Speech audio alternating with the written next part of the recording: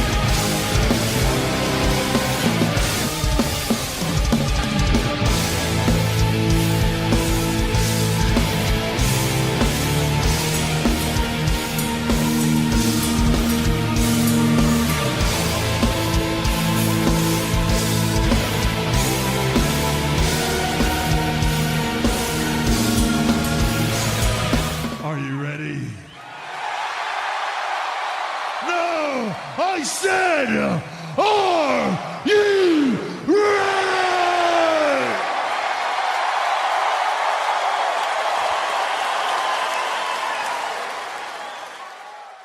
Finally. Ladies and gentlemen, you are listening to the most inappropriate professional wrestling podcast in history. You're listening to Breaking Down the Ring right here on Podcast Detroit. We are your ring crew. Z. The bar of upper extremities, Joe. Orlando. Would that be a neck bar too? Because that's also an upper extremity. Neck bar, Joe. He changed his name for 2018. New year, it's, new it's, nickname. it's the man of 1,000 names. That's where the man of 1,004 holds came from. So let's keep that shit rolling. New year, new names. And the mighty, so smarty. And of course, your champ, the one, the only, almighty one, Mikey. Man, we took a week off to finish off the year of 2017, and a whole bunch has happened. But first and foremost, let's talk about it. Most important thing in the world. How's everyone's Christmas? Okay. Jolly. All right. It was good. All right. There's a lot of family. All right. That's a lot. My kid was happy. I was happy. That's as far as I'm going with that one. And did everyone celebrate New Year's with a great friends and family? Nope. Also, nope. I did with a great group of friends. Fuck you, Dick. I did see Smitty though. I did. I made it my point to come try to see everybody, but there were certain lines I wasn't trying to stand because I had too many people with me. Makes sense. Whatever. I saw Smitty, so there's that. Did you guys kiss or what? Not on the lips. Just the booty holes. I like how Orlando almost died drinking right there. Joe, how was yours, man? Spent with family, actually. Family. Yes. And family and future family. Looking forward to future family? Yes. Got engaged? Well, no. I've got a bun in the oven here. Well, that doesn't mean you're gonna be future family. Come on, man. You're sitting with too many dads. Hey, look. Yeah, I have a kid and I'm not future family. And a black man, I mean, You and your kid aren't family? You said what? You and your kid aren't family? My kid is family, yeah, for sure. So that's who I spent New Year's with. You spent your New Year's with my kid? No. My family. And future family. No, I was about to say, man. That's Basically, Okay, thank you for the clarification. Right. me and my pregnant lady. yeah. Good for mama. Are you excited for your diaper party this weekend, sir? I am. Yeah, a whole bunch of people coming over to watch Wrestle Kingdom. There's been a good amount of RSVPs. Nice. So sounds like I got some diapers coming my way. Go ahead. If that's not exciting, I don't know what is. That's Friday or Saturday? Because I actually have It's both this of those. Saturday. I actually have that available. Good I do my. for you. I forgot to do my schedule, and I scheduled myself to work that morning. You an idiot. All right. So I knew there was a reason I did it. before we went off the air the last time we were on 2 weeks ago, we mentioned that our Breaking Down the Ring awards we're going to be putting polls on the social medias, and a lot of these which were strangely runaway categories. I was kind of surprised personally because I wouldn't think that some of these were that clear cut, especially when we were talking about them, because between us, there was some that just had, look, these are the top three, that was the women. Like, we didn't even have, when we were thinking about this, all of us had the same three women in mind for who the top three women were in 2017. Some of the other things were a little bit more out there, so on and so forth. Like when we were deciding the face or something like that, we had a whole bunch that we had to whittle it down. Superstar of the year, we had, again, more than one. Female star of the year was just, it really was the most intricate one, and yet it still was kind of a runaway in the voting, which really blew my mind because of at least two of the people that were in there, so we're going to get into it. Obviously, ladies and gentlemen, if you are following us on Facebook, facebook.com/BDRcast, you can go ahead, check out our group on the Facebook profile. You can be inside of that group. That's where we had some of the votes. We also had some of them up on our Twitter at BDRcast, on the tweets. I put up some stuff on, excuse me, on the Instagram as well, where I just put 4 photos together and asked people. And again, nothing really much changed for that. It's, just how it goes. So let's talk about the first thing first. We are going to talk with the best faction of 2017. 4 were involved in this: Bullet Club, New Day, Sanity, and Undisputed Era. Winner is? Well, first off, let's talk about who we think. And I want to start off with Z. So of those 4, Z, who do you think made the most impact in wrestling for 2017? Probably the Bullet Club. I mean, you had all that stuff with, the Bullet Club's the hottest faction in wrestling, period. I don't really see how any other faction even came close. Even with the Undisputed Era, they kind of came at the end of the year, so they really didn't do anything in 2017. So I don't even really know why they were part of the vote. But out of the other 2, the Bullet Club takes it. All right. Joe? Yeah, I agree. It's not even a question. It's a Bullet Club. Well, they, out of all of them, they're the most talked about. They've sold the most merchandise. They make the most news headlines. We're talking about them every week. You see their shirts on shows that aren't companies that they work for. It's clearly them. Mm-hmm. Yeah, again, I don't think there's a lot of strong stables out there right now. There's only one. You know what I mean? And it is New Day's okay. Stable. Sure, they're okay, but how good was their year? They had a couple matches with the Usos. Other than that, what do you remember? Pancakes. Okay, there we go. All right, Bullet Club by Lance. It's Smitty. Since you were mentioning the New Day, do you feel like the New Day should have been a very close second?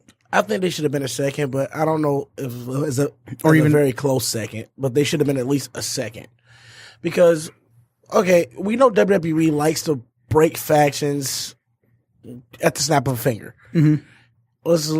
And then they just hope that each guy is over enough so they can pull a reunion somewhere. Right. It's happened with DX. It's happened with the Shield, which we all talked about. I think we talked about our last show, how the Shield, when they got back together, just I said I didn't feel it was right because just all the injuries that came with it. Mm-hmm. It was just kind of a moment of a sign that wasn't right. Didn't the Shield have a 2-year run though? The Shield had a 2-year run. Yeah, I think that's long enough. Technically, they were even a part of this year. We could have voted for them. But it wasn't the same Shield. Nobody cared. Yeah, nobody cared about it. No, but the Shield had like a 2-year run. It's saying how long is the run is the New Day had now? We've had a couple years, yeah. A couple of years. But, I mean, that's not them more than two. just doing it at the snap of a finger. They give them a 2-year run. Well, I think one of the things, too, with the New Day that's kind of kept them going is that they kind of fly under the radar. They're not a main event group. You know what I mean? They don't take over the whole show.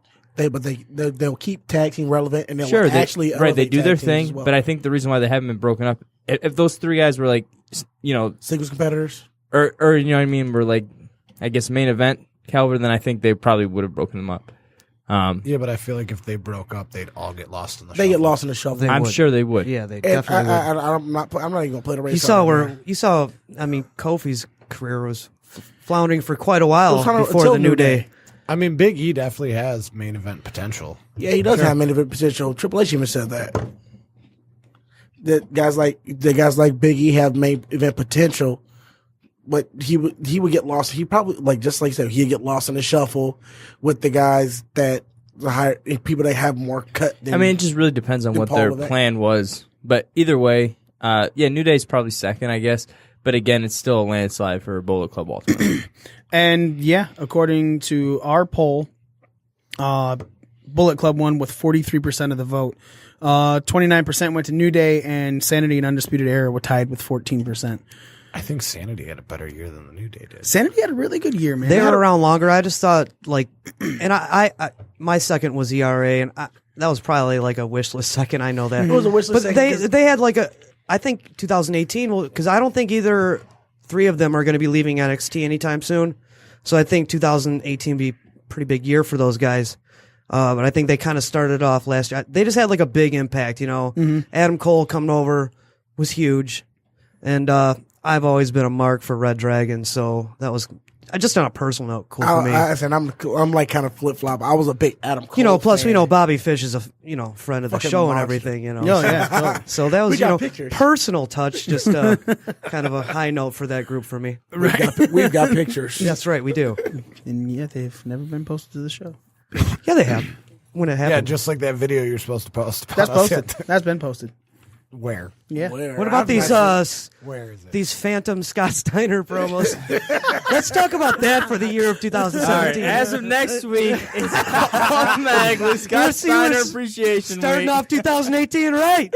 Scott Steiner Appreciation Year. It's Steiner Day. No, fuck that. You will not take away from Rusev Day. You son of a bitch. Wow. All right, We wow. talk about how over that got. We will. Dude. Oh, yeah. We talked about that on the last show. Our next awards were for the best face of 2017, and the best face, four guys: Dalton Castle, Kazuchika Okada, Chris Jericho, and AJ Styles.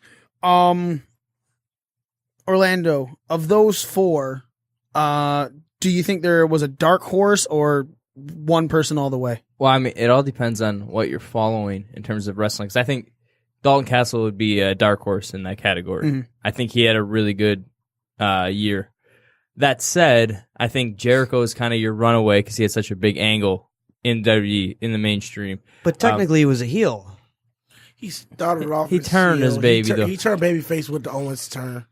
Which was right before Mania, so he was basically faced the majority of the year. So I think, But he I also think, wasn't here for a lot of the year too. I mean, true. He took off. Then I think Okada is far kind after of, if you follow Japan's product, then I think Okada is your go-to because he is the John Cena of Japan. You know what I mean? So, I would say Tanahashi's the John Cena of Japan. No, Okada for sure. No, I'd dude. say Okada is what they want Roman Reigns to be, but Roman Reigns isn't.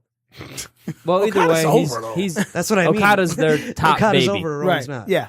So if you're following their product, then him. And then fourth up, my personal favorite out of the four was AJ, just because he's been there and he's consistent on WWE's TV.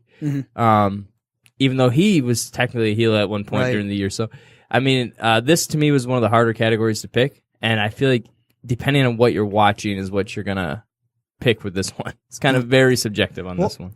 Joe. Okay, so like, if you're talking about popularity, you got to talk about Jericho and AJ Styles. But as Orlando mentioned, both of them were heels for part of this year, and Jericho didn't finish the year out. If you're talking about like true being a baby face, true in and true out for the entire year, it's got to be Okada. So I mean, I guess it's kind of like, what are the requirements here? You know, to make the list. Yeah, I mean, we put them on. Is it like is it like being a true babyface, or is it like a popularity contest? Is what I'm trying to say. I mean, subjective. You got to remember, man. We made a list of 4 and we let everyone else vote. So there's no real criteria for how they're gonna vote because they're just gonna pick up one of the 4. But these are also 4 of the hottest faces in wrestling throughout the year. I mean, honestly, there's probably, we could have thrown Goldberg on this list and it would have made sense too. It's a weird year because there's nobody that stands out in this category where you can go, that's your guy. And then on top of it, nobody in any wrestling promotion outside of Okada or Miz has had a full year of heel or face.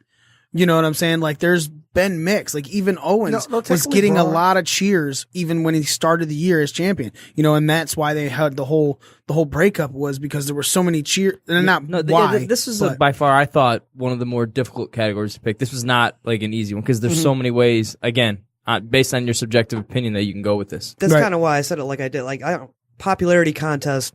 AJ Styles being the true best baby face in the business, it's got to be Okada. I'm gonna tell you right now. If it's always a popularity contest when it comes to fan voting, you know, everyone's just going to vote for whatever person that they want to stick out. Which means it's a landslide victory for somebody. Maybe. Z? I'm assuming AJ won, but I would have went with Jericho. And why? Is that a personal opinion? Just my personal opinion. I mean, I like the list. It was very entertaining to me. It made me follow it. Now I'm following it all the way to Japan. So, I mean, wearing a shirt. Yeah, sure am. I just think like, got it for me for Christmas. Entertainment value does not equate to being a baby face. Is all I'm getting at. You know, but see, that's subjective. You know what I mean? That's a subjective thing. It's hard to in a lot of ways. You could argue, you know, the top baby face is the guy that's a part of the biggest angle of the year. What was the biggest angle of the year? The list, the fucking Kevin Owens Jericho story. That was the hottest thing. The Festival of Friendship. But that was the hottest thing. They were both heel at that time. Yeah, but it turned Jericho babyface. That was the goal of the angle. So I mean, it's very. That's what I mean. So it's all subjective. Clearly, all this always is. But this topic in particular, there's nobody that you could stands out above the rest here. All is really depending on what your opinion of what it is. It's also my personal opinion. Like, I was thinking about putting nominating Jay Lethal for that list, because Jay Lethal's been faced for this whole year, but he's had no standout match until Marty Scurll at Final Battle. Yeah, seems like since Truth Martini left, House of Truth, like Jay everybody Lethal's from House been of kind of Truth, like floundering, you know. Just everybody in the House of Truth has been floundering in ROH. Yeah, I'd like to see Jay Lethal do something significant again in 2018. And that was another thing I wanted to put. I wanted to put a comeback, or like, who do you hope comes back in 2018? So for the best face of 2017 between Chris Jericho, AJ Styles, Okada, and Dalton Castle, 75% of the vote went to AJ Styles. Makes sense. 17% went to Jericho, 8% went to Okada, which means 0%, nobody, not one person voted for Dalton Castle. And that makes sense because it's the smallest product. Which also, this category, when I saw the results pop up today, I go to it as kind of like maybe we should also kind of take a little more in on when ROH. We're talking. You know what I'm saying? Like, you know, they had the final battle. Obviously, Joe, you had hockey 2 weeks ago. Yeah, he had hockey, but you know, and I know I barely watched. And that's the thing. Like, Joe is definitely our resident ROH guy. Joe will watch everything ROH and have really good views on it. You know, so just me personally, you know, seeing that category, it's like, man, I want our show in 2018 to definitely take on a much more broader spectrum, you know, and I think that we could because we have a real TNA. Yeah. Yeah. And because we have a real eclectic group of guys and a girl, you know, she's eclectic too. Well, she is. I mean, Yeah. she follows the woman product way deeper than any of us. Yeah, exactly, 100%. And she had insight in that Mae Young Classic that none of us had. Right, I agree with you. Yeah, 100%. no, she actually researched the competitors, Right. more so than any of us did. Right. I did too, but my research, I found out most of these women were like performance. You saw the center. pictures and you were like, yeah, fuck her. I'll look into her. The one I looked at said, Lacey Evans. I got really pissed because I realized that most of the women that he's like, we searched the world for top competitors. These are all, most of these women are women that were working out in the performance center. Yeah, I don't know that you can call them top competitors From for around the females world. from around the world, but it was what it was. I mean, but as far as And that's Kelly being knowledgeable on the subject, she definitely was. Yeah, rocked it. The next category, we only have 3 more to go through. So this one is the best tag team of 2017. It was between the Briscoes from ROH, New Day, Young Bucks, and the Usos. We actually had a lot of conversation about this in our own group, and basically stating how, as far as tag team goes, because originally I think Z's first votes were for the Usos and Breezango, and then someone else voted in Young Bucks, and that's when he realized that we were going all around, and he's like, "Oh, all around? Well, then yeah, Young Bucks above Breezango," and then Briscoes were brought in, and obviously New Day was brought in as well. Smitty, who do you think was the best tag team of 2017? We're talking all around tag team product wise. I love what the Usos done in 2017. They reinvented themselves, and they've probably been more over than they've been in their entire careers. Mm-hmm. I'm a big fan of the Briscoes, and they've had a solid year. They were the first ever 6-man tag champions with Bubba Ray Dudley and ROH. The New Days, once again, one of the most solid factions in WWE, solid tag teams in WWE. And the Young Bucks, like we already said, they're marketing geniuses. Mm-hmm. What they do, even though, like I said, they're more flair than substance in the ring. But I get the guys I think won it overall would be the Usos. Who would you pick? Myself, I don't know who you think won it. Who would you pick? Myself, I would have technically picked the Briscoes. The Briscoes, and why? Because like I said, they've had a solid year, and they've had a solid year in ring promo wise, and like I said, we don't cover ROH a lot, and they've been one of the teams I've been almost more interested in than the Usos and the New Day. Mm-hmm. Like I say, the flair and up substance of the Bucks is starting to wear out on me. All right, Z. I'm gonna go with the Usos, only because the Young Bucks would be a close second for me, but it's kind of tainted to me the way they do some of the stuff they do. Not necessarily in ring, you mean? No, in their matches, even like on the Being Elite and all the YouTube channels, like they'll throw like I used to think it was cool, like they throw like the sharpshooter on somebody and grab a mic and like heckle their opponent, which was like sweet. You never seen this before. Now to me, it's like getting old. I'm not really a fan of it. Like it almost seems like it's hurting the business a little bit. But as far as in-ring work and all-around performance, it's got to be the Usos, and I've never seen the Briscoes in action, so I have no opinion about them. All right, Joe. I mean, it's like 1 and 2. They're right there with the Usos and the Young Bucks. I'll just play devil's advocate here since we've already had 2 votes for the Usos. I'll say Young Bucks just because we haven't. We've only had 1 for the Usos. Didn't Smitty He said say? Briscoes. He's all about that said Briscoes. Okay, that's right. My bad. Either way, I'll still say Young Bucks. Because going back to like the who's the best face thing, like where AJ won in a landslide basically because he's more well known in popularity.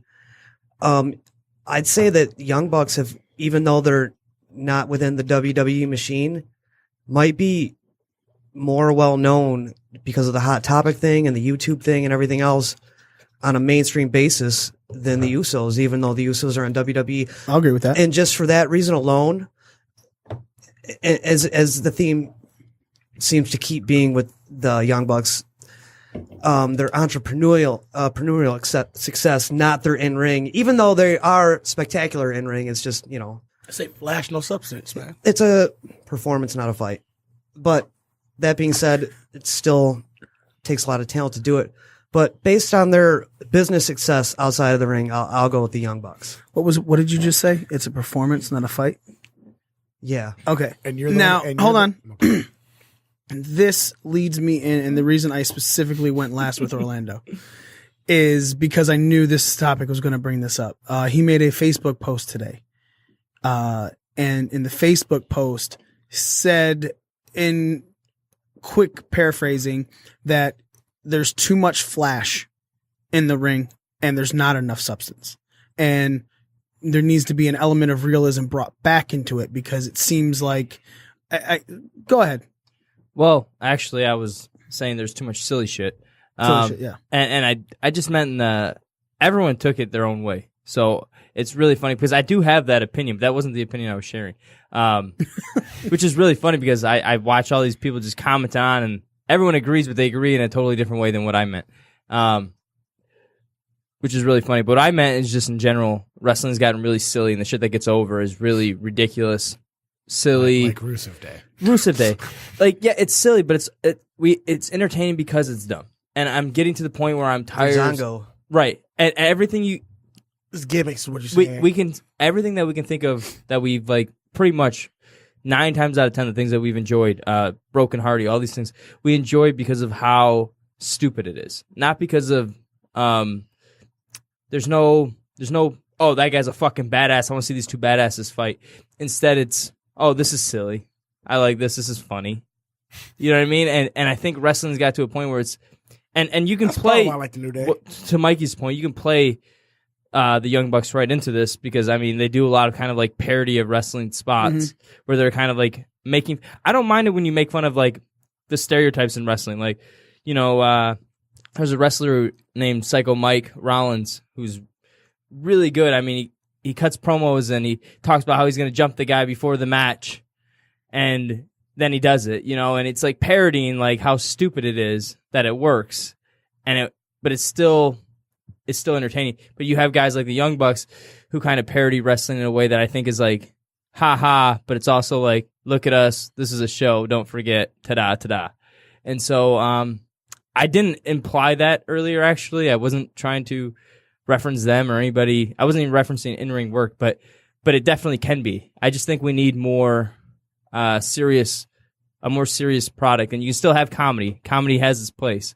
I just don't think everything that should be getting over is only comedy, and that's what's happening right now. If you think about all the things that's really getting over, it's stupid shit. I think the Revival would be able to get over if they actually stayed healthy. Maybe. I mean, I don't know. But when you just think about all the things that you really enjoy, the things that it's all dumb shit. You like it because it's dumb. And to me, that's not what wrestling is. And it's kind of like insulting the fact that we've been watching this long and the only thing that entertains us is dumb shit. And Strowman has entertained us all year. Sure, there's exceptions. But I'm saying the other 9 things you're going to name out of 10 are going to be dumb shit. Joe? Like going back to Breezango, we were all entertained by that shtick all year long. It was funny, you know. Right. But to think about 2 guys with the talent level of Fandango and Tyler Breeze, and that the possibility that they may be pigeonholed into that gimmick for the rest of their careers, that's kind of a bummer. Like, okay, it's cool and funny for a little while, but we all know that those 2 are 2 very talented wrestlers and that they could really have some serious programs in the ring with the right opponents if they were booked right, you know? And that's what I was saying. What's getting over now is just the dumb shit. So, like, Rusev is a great example. I think Rusev is great. Right. He could be, like, the top monster heel in the company. And Rusev Day is fun. It's fun because it's dumb. You know? And that's cool. That keeps him relevant while he's not doing anything that matters. But, you know, I want to see fucking some serious wrestling at some point. I want to see the product taken a little more serious. I agree. I'm also and that goes all around. There's a lot of guys in the indies that it was directed towards who there's like this big trend in 2017 where it was like wrestling for the gifts. They didn't care if they were wrestling to have meaning or to work the crowd or to draw. They were wrestling so somebody could make a funny gif about them something online. to go viral. Ooh. They want the exposure. Right. So that's what I mean, just dumb shit. And I'm tired of it. Just take it serious. Let's have our fun. Comedy has its fucking place, but let's not make our product fucking comedy and a parody of what wrestling is. Let's not say, haha, we're wrestlers. It's fake. Wink, wink. I hate that shit. So Are people like Make wrestling great Are there again. like wrestling for the like the Joey Ryan dick flip moment? You know, they all want their own viral moment. everyone wants their dick flip. Everyone wants their dick flipped. We got our first awesome quote of 2018. Hashtag everyone wants their dick flipped. So That's that's dick flipped. right. Boom. Why don't you just Get it snag it up, trending. flip it, and rub it down? Hold Get it trending, ladies and I need a gentlemen. body bag. But anyways, So Usos in the- were the best tag So team. you think Usos were the best tag team? Young Bucks, I disagree with Joe's statement and Mikey's agreement that they are that the Young Bucks are more over than the Usos. To you guys and to your audience, to the general smart mark crowd, for sure. If you go to an elementary school and ask them who the Young Bucks are, they will not know. But I guarantee you that there are some kids who know the Usos. Well, let's- hold on. Let's So look at all around merch sales. Who's selling more, the Usos through WWE or the Young Bucks through Hot Topic and Pro Wrestling tees and whatever avenues they have? I would be curious to compare their merch sales to the New Day, because I was surprised when I was looking up Usos or Young Bucks? Young Bucks. The Bucks. Because I got to believe the Young Bucks are selling more merch than the Usos. I bet Oh, more for than sure. the Usos. But I'm The saying New Day, maybe. But compared to the New Day, I was surprised because, again, a couple months ago, I did some research on who was doing how many merch sales, and New Day was selling a ton of fucking merch. Well, yeah. And so I would be curious to that's not see. nothing new. I would be curious to see who sells more merch there. But I will say, just because diehard fans will buy more too. It's like the Juggalos. If you think about like ICP and music, their fans, they probably sell more merch than a lot of mainstream artists, but that doesn't mean more people know who they are. It's just because they have more merch, more gimmicks. Same thing with the New Day. Well, but I think it's the opposite though. I think it's when you have a diehard base, they're willing to go out and buy almost everything they put out. Whereas if casual people are gonna buy something when they really like it. Oh, I'm a hardcore New Day fan. Right. So I got lunch boxes, drawers, socks. right, cereal. My man. Right. How about cereal? I mean, he's got Big E on his dick. No, I don't. Okay, not today. But Big But anyways, D. I'm just saying, He's the so, first one with the New Day pancake so I do mix. think, our viewpoint kind of skews kind of the perception of where wrestling really is sometimes. Because we think what we like and what's over to us and what we would buy. But I think if you look elsewhere and you look mainstream and who knows what, most people know who the Young Bucks are. That's a wrestling thing that you have to follow wrestling to know. Whereas people know WWE and they might even know a lot of kids, little kids are going to know who the Usos are. Well, as of December 29th, 2017, the top 15 selling items of the WWE shop were, number one was the Rusev Day shirt. Yeah. Number two was the One Who Gets It Done by AJ Styles shirt. Number three was Down Since Day One is H from the Usos. Number four was AJ Styles' Untouchable shirt. Then the Santa Stunner from Austin was number 5. Shield United, number 6. Seth Rollins' Burn It Down red shirt was number 7. The NWO retro t-shirt was 8. Ric Flair Styling and Profiling authentic tee was number 9. AJ Styles' Untouchable red was number 10. Elias's World Tour was number 11. Braun Monster Among Men was number 12. Finn's Resurrection was 13. Seth Rollins' Burn It Down beanie hat was number 14, and the bar shirt from Sheamus and Cesaro was number 15. But I do want to preface that too, because that's just WWE's shop. You got to remember, and that's because we talk about how cool it is that Bullet Club stuff is in Hot Topic and everything. WWE stuff is in Walmart. You know what I mean? There's also Walmart, WWE's in WWE Hot stuff Topic is too. also Right. on Hot Topic. Right. So I mean, it's like we're talking all these things, but you don't realize WWE is literally everywhere. Yeah, they're in Meyer. Yeah. Right. So it's cool that a brand outside of WWE is making it into any mainstream or any counterculture store, whatever. It's cool that they're in a store that's nationwide. WWE is in all kinds of huge national chains, the biggest stores. It's not a fair comparison. So I just want to keep things in perspective a little bit. That's all I'm saying. I think Young Bucks should be in consideration for best tag team of the year. I still think the Usos had a better year anyways.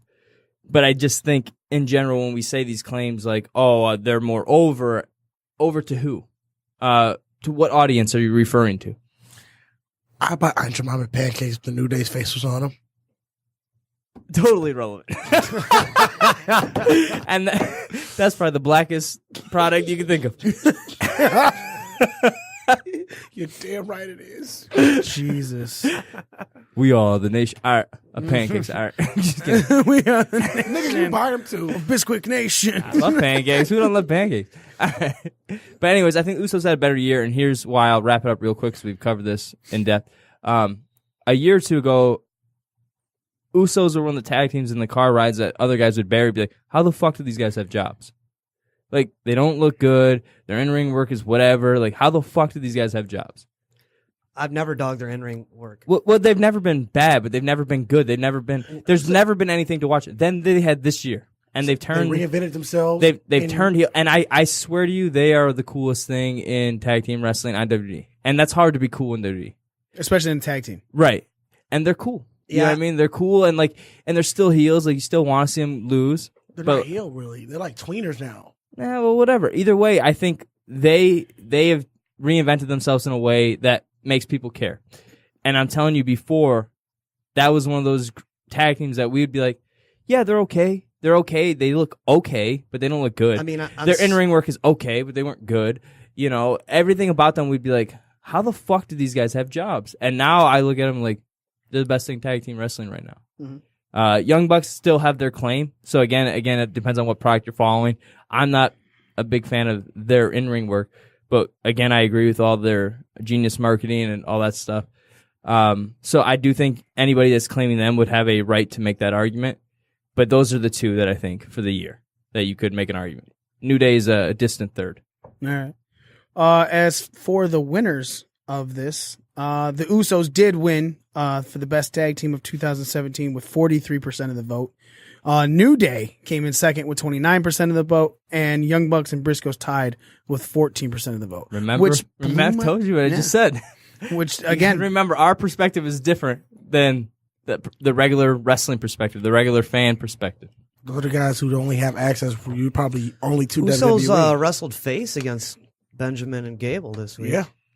You know, I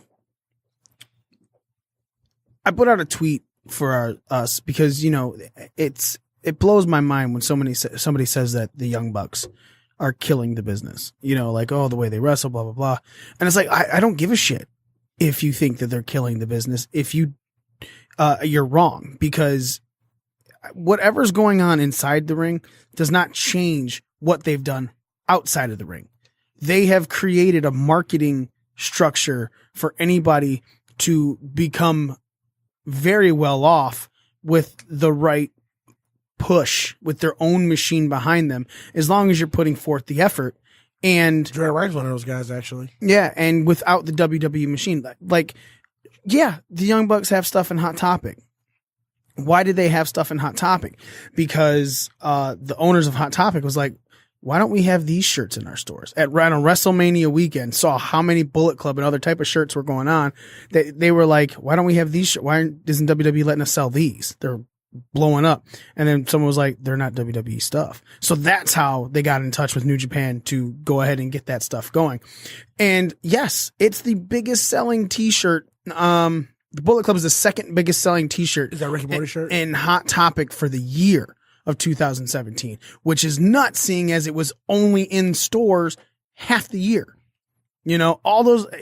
So that's amazing. Was the Ricky Morty shirt? I don't know. I just was looking up stats and everything like that. So it's just become the kind of norm now that they have a YouTube channel.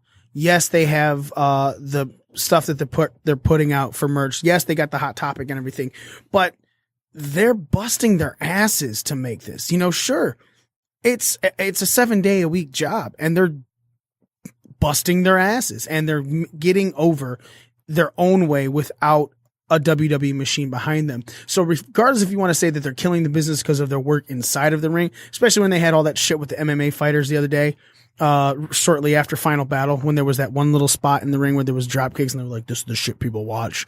And Cody went off on it, like we were talking about it, you know, the other week. It does not change the fact that they have shown that you can get over monetarily without WWE marketing in a different way without WWE. Well, I mean, there's been other people that have done that before, but I definitely think in today's culture, what they've done is incredible in terms of that. That said, I still think you could make that argument that they're killing the business. It's just that,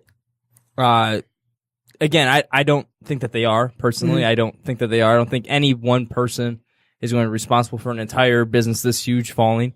I think that would be absurd to even make a claim like that. But you could say they're contributing to what's already been happening. But there's so much shit that's been dumb in wrestling that hasn't killed it yet that I think it's really hard to be like, oh, they're doing dumb shit and it's killing the business. Dude. Anyways. If the gobbledygooker didn't kill the business, I think the business will survive the Young Bucks, all right? That's what I'm saying. Right. All right, next category. Best female superstar of 2017. We, as a collective, only had 3 people to pick from. We all were like, this person, this person, this person. Easily. Charlotte Flair, Asuka, and Alexa Bliss. And we'll start off with Orlando. Orlando, who do you pick to take this one? This is a hard one. Between those 3. I would put Charlotte at 3.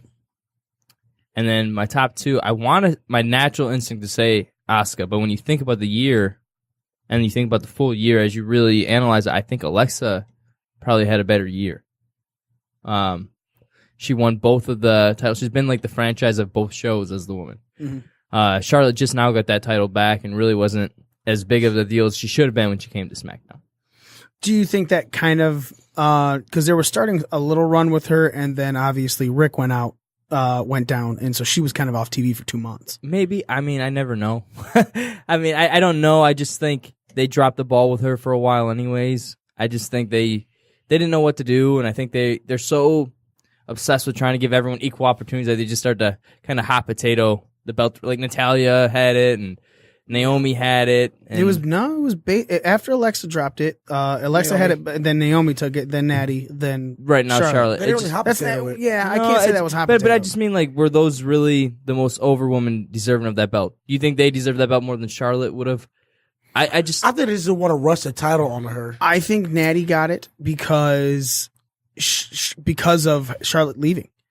I think Natty, because with that 2 months where Charlotte was gone, to be by, her father's bedside when, he may have been, again, 20% chance of living. I have a feeling that. Right. Either way, I just think she fell off because of that or not. Mm-hmm. She fell off. So she's my 3rd. Okay. I think you could make an argument for Asuka because she's been the most dominant woman of the year. But NXT isn't the same as being on the main roster. Mm-hmm. So my gut was to go with Asuka, but when you think about it, to me, it's Alexa. All right. Z. I see where your logic's coming from, but being undefeated in NXT and still on the main roster to this day is quite the feat. So I think Asuka takes this one. Although I do agree with you. Alexa Bliss's year has kind of come out of nowhere. And like when she first, came on to the main roster, we really didn't know how she was going to be. And she grabbed the ball and she ran with it and she did a great job. And obviously that's why she held both titles. She was the only reason Bud Murphy and Blake were over when they were tag champions. Yeah, but regardless. Was that even this year? No. Asuka's never lost in a match yet. It could be another year for all we know. I mean, it won't be because now she's on the main roster, but I mean, that's a pretty impressive feat either way you look at it. Joe? Yeah, I think it was Asuka as well. I would definitely give Alexa most improved female wrestler of the year because she was pretty green when a lot of people were questioning when she first got called up to the main roster from NXT, and I don't know whether that was in 2017 or not, but 2016. But she's definitely come miles since then and made herself a major player on both shows because she was on SmackDown and Raw. But I kind of disagree with Orlando's. I'd still put Charlotte right up there too, just because overall she is the best, I think, in the division. I think she's the most talented. I agree with that. I just don't think she's had the best year. And I think some of that was being derailed by Rick's illness. But I just think if she's that good, and I believe her to be that good, that when you're the best, you're always the best. So it's like, unless she's seriously out of the picture, it's kind of always her year because she's the best, Smitty. I think Asuka had the best year. I was like the dominance thing is one thing, but then she also people don't make a big deal of it, but she broke Goldberg's undefeated streak, his record for his undefeated streak within this year. And I know that's your boy. That's your boy, Orlando. And those are real numbers, not WCW those real numbers. made-up numbers. I like the made up numbers better though. 87, 28. He was What? just 10-0. Back- Now he's 176. He's had 16 matches in 4 days. This guy is unbeatable. He's nuts. He opened and closed the show. I also agree with Twice. Joe with the Charlotte thing. Like, yeah, Charlotte's derailment. Only reason she would have been number one if it was not for the fact that like she was sidelined because of Rick's illness. And like, I do believe that Charlotte has better matches than Asuka for the most part because most Asuka's matches are squash matches. And I mean, unless you're facing Emma twice in 2 days. I mean, her match with Ember Moon wasn't. No, she honestly she didn't really get squash matches Even the until match after she just Emma. had against Alexa Bliss. Couple segments? They I mean, got she some definitely time. Yeah, they got some dominates, but definite it's time. not squash. well, she dominates the way that Nia Jax should dominate if that's the case. Maybe. Ass kickers come in all different sizes. Look at Taz in ECW. He's not a big dude, but you believe that he was an ass kicker and could run through people. Oh, yeah. I'm from Queens, New York. I believe they can kick my ass. All right, guys, I got to go. That's because you have like weird fucking stereotypes. Yeah, that is a really weird thing. He's from Queens. He can kick my ass. Yeah. There's That's a lot like- of gay people from Queens that are probably. Nah. Oh wait, I shouldn't say gay because that's I just stereotyping all gay people is weak. That's not what I meant. I know, because I've actually been to Queens. Me too. Only time I've actually kind of been scared of being inside of a black neighborhood. That's Well, anyways, yeah. so you're a pussy, but let's move on. Suck it, bitch. You just get mad and he just called you a pussy to your face. Well, at least he said it to your face and not behind your back. No, but I appreciate it. but anyway, I think he's trying to shake your hand for calling him a pussy. To my face. But anyways, I just think, yeah, it was, those three are definitely your top three for sure. 1 and 2, I think could change. I think Charlotte, because she dropped off, should not be in that.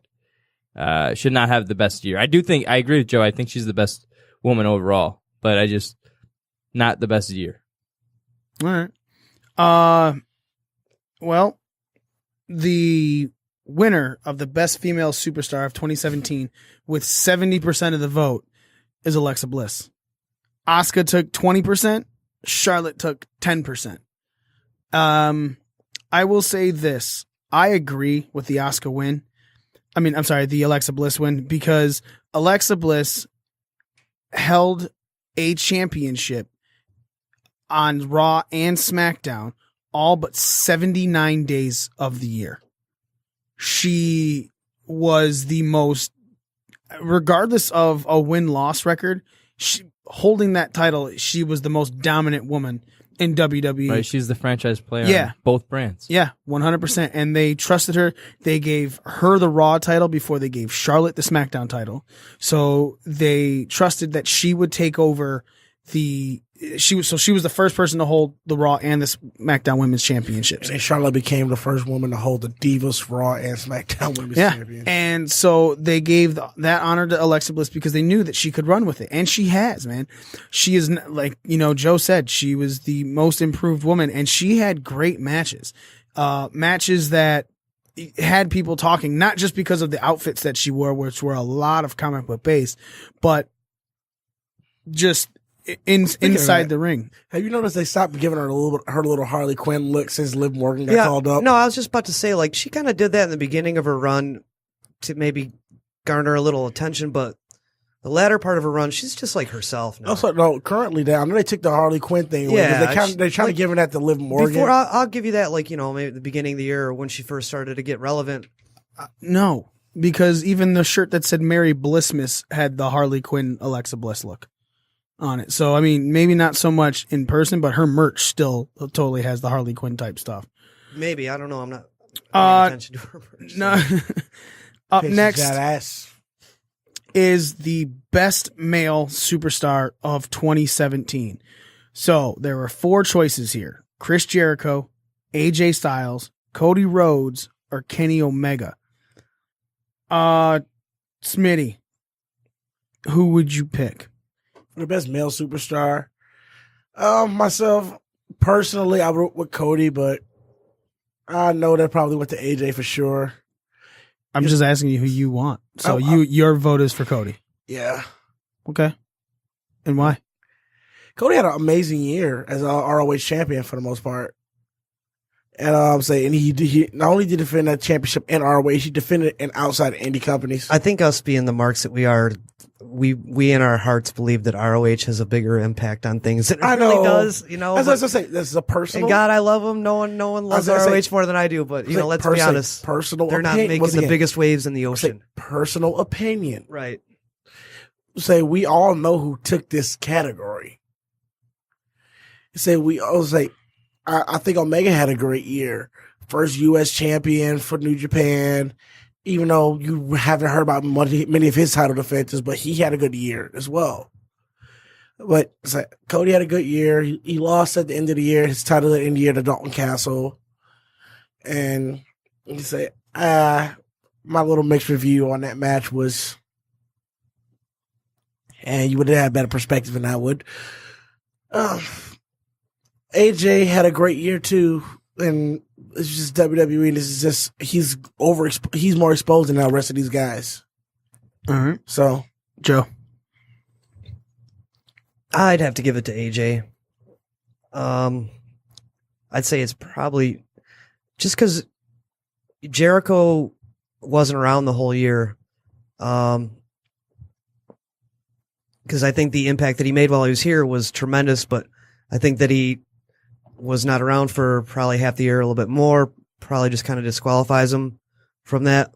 And as somebody said, AJ's had more exposure than Kenny Omega, even though Kenny Omega's done some groundbreaking things. I just think more eyes are on AJ. 6-star matches. Right, 7-star, whatever. Yeah, 6.25 star. Yeah. Like the second one when it's even better. I just think more eyes have been on AJ, and you know, AJ's been at the top. Like we said at the beginning of the show, he started the year champion, finished the year champion. He's been at the top of the card most of the year. There's a while where they were trying to push Ginger, and AJ was doing Ginger. Ginger's old partner from 3MB, Jinder. And then AJ was in the U.S. title hunt and picture, but he's since moved back to the top of the card. And he's obviously the main focus of SmackDown and probably one of the main focuses company-wide without Brock Lesnar and Roman Reigns. I mean, if we were talking about if the merch sales, he had 3 of the top 10 shirts. He's got some cool looking stuff. I mean, you know, it just whether you like wrestling or not, his gear looks sweet. You know, and part of it because it's basic, right? Yeah, you know, Orlando. Sometimes less is more. Yeah, I'm leaning towards AJ out of those 3. Right? No, it was Jericho, AJ, Cody, and Kenny Omega. Okay, yeah. Well, Jericho again. If he had been there the whole year, then who knows? You know what I mean? I think Jericho was so over that he really could have been anything this year. But because he wasn't, then I think a lot of people had good years though. I think they weren't on they didn't make our list, but I think Kevin Owens deserved a shout on that list. Definitely a good runner-up. I mean, he had a really nice segment with Vince and all that stuff. He's had a lot of good moments this year. I think he's kind of helped carrying the heel side of the Blue brand. I think Miz should have been on that list. Miz. A lot of people should have. I agree. Cody should be on that list. The 3 guys in the top of the running. I mean, all 3 of them had excellent years. Yeah. You know. Yeah. They said Marty Scurll could have been on that list as well. Yeah. Marty Scurll had a breakout year. Yeah. So Cody, I think, has kind of deserved to be on that list too. That said, AJ wins. AJ's had good matches with everybody. He had the best match with Brock in years. He's carried everybody. He's carried everything. Sometimes he's been given dog shit, and he's still found a way to make us care about him and to care about what he's doing. And I think probably there's less than 10 people I really care about watching wrestling at this point, and he's one of them. You know what I mean? And that's I'm a jaded ass, bitter wrestler. But when I watch AJ, I still care, and I still want to watch and see what he's doing, and I still want to see his matches. I think we agree with that as a jaded, bitter fan for years and a jaded, bitter wrestler. Yeah, I just think in general, though, he's just... To think that he could go to WWE and be as successful as he's been has been surprising. Right. He is a top guy. And you can tell he's respected as such because Brock Lesnar put him over, even though he lost to Brock. Like, Brock put him over, and Brock he sold for him like $1 And million, Heyman. dude. and Brock doesn't have to put anybody over. Right. Say Heyman put him over after the match. before and after. So yeah, AJ is my guy here. I think just most consistent. My pick, and I know we're saying that a lot of the stuff is because he wasn't there. That's kind of why it takes him out of the running. But I still think Chris Jericho is the superstar of 2017, just for the simple fact that he had the best angle in WWE, the most over angle in WWE. Then in November shows up in New Japan, and now has Wrestle Kingdom. Right, then blows up sales for the tickets for Wrestle Kingdom 12. You know, they said it themselves. They were 20 at one point. There were 20,000 more tickets sold in the beginning of December for Wrestle Kingdom 12 than there were last year for Wrestle Kingdom 11. You know, and you have to say that part of that is Chris Jericho. Oh. He's 1999 he debuted in WWE, right? 1999. 2017 is the first year he has made a splash anywhere other than WWE. That's almost 20-year run as a WWE guy. He even said it. He went to Vince 6 weeks before it was announced. Hey, I'm just letting you know this is coming. I'm not asking for permission, you know, I'm 100% telling, I'm just letting you know so you're not like, what the hell? And he said Vince was happy for him, and Vince couldn't wait to see what happened.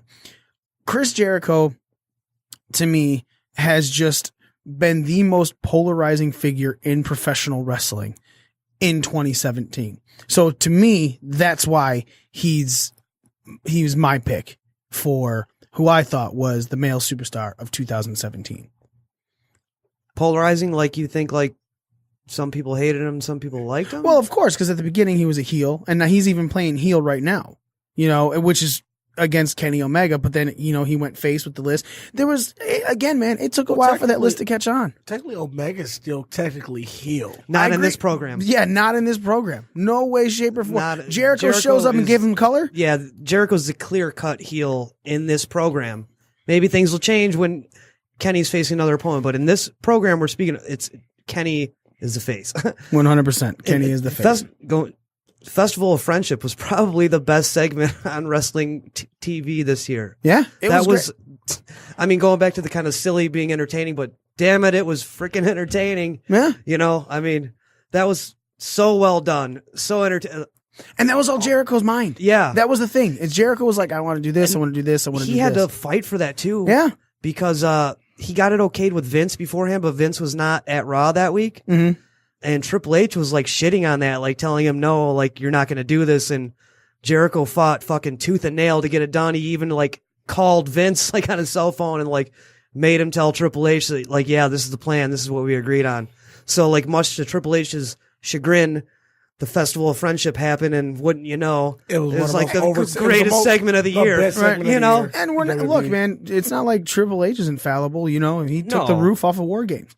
You know, yeah, I don't understand that. He's made some questionable decisions as well. But at the same time, NXT is one of the hottest brands in fucking wrestling. He beat Jinder Mahal in India. Can I say a thing about NXT real quick? We can get into rumors later about how Drew McIntyre got in trouble for a tweet. Okay. Since we got the little radio silence now, so there's a current rumor, because we brought up NXT, and this reminded me of this.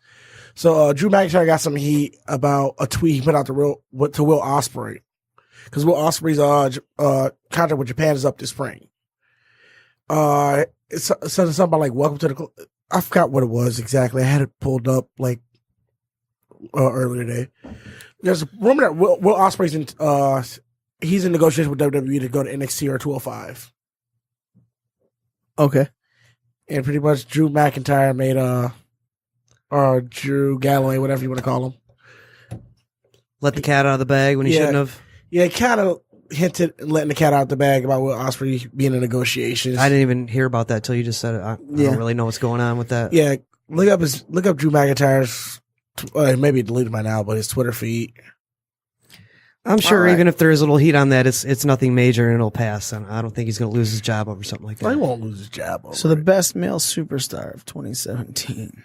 as voted on by the fans. AJ Styles. With 53% of the vote, AJ Styles. Thanks for burying that there, Smitty. You're great. It's not a burial. It's just, you don't know. Every one at this table said Asuka except for 2 people. And Alexa won. So you just assumed. Chris Jericho came in second with 27% of the vote. Cody Rhodes, 13% of the vote. Kenny Omega with 7%.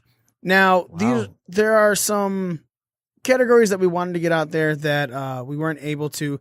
So let's just go around the table real quick with some of these. Your best heel of 2017, Joe. Kevin Owens. Kevin Owens. All right, Orlando. Yeah, I think Kevin Owens. Miz. Miz, yeah. I'm going to say Miz. I think Miz was the best. I think they're close. Real neck and neck. But yeah, I definitely think the Miz. Someone put Strowman on this list, and he's just not a heel. Not anymore. He was the start of the year, but I mean, again, he's marketed as a heel, but he's too. He never cheated. He was never a coward. You know, but he's a dominant.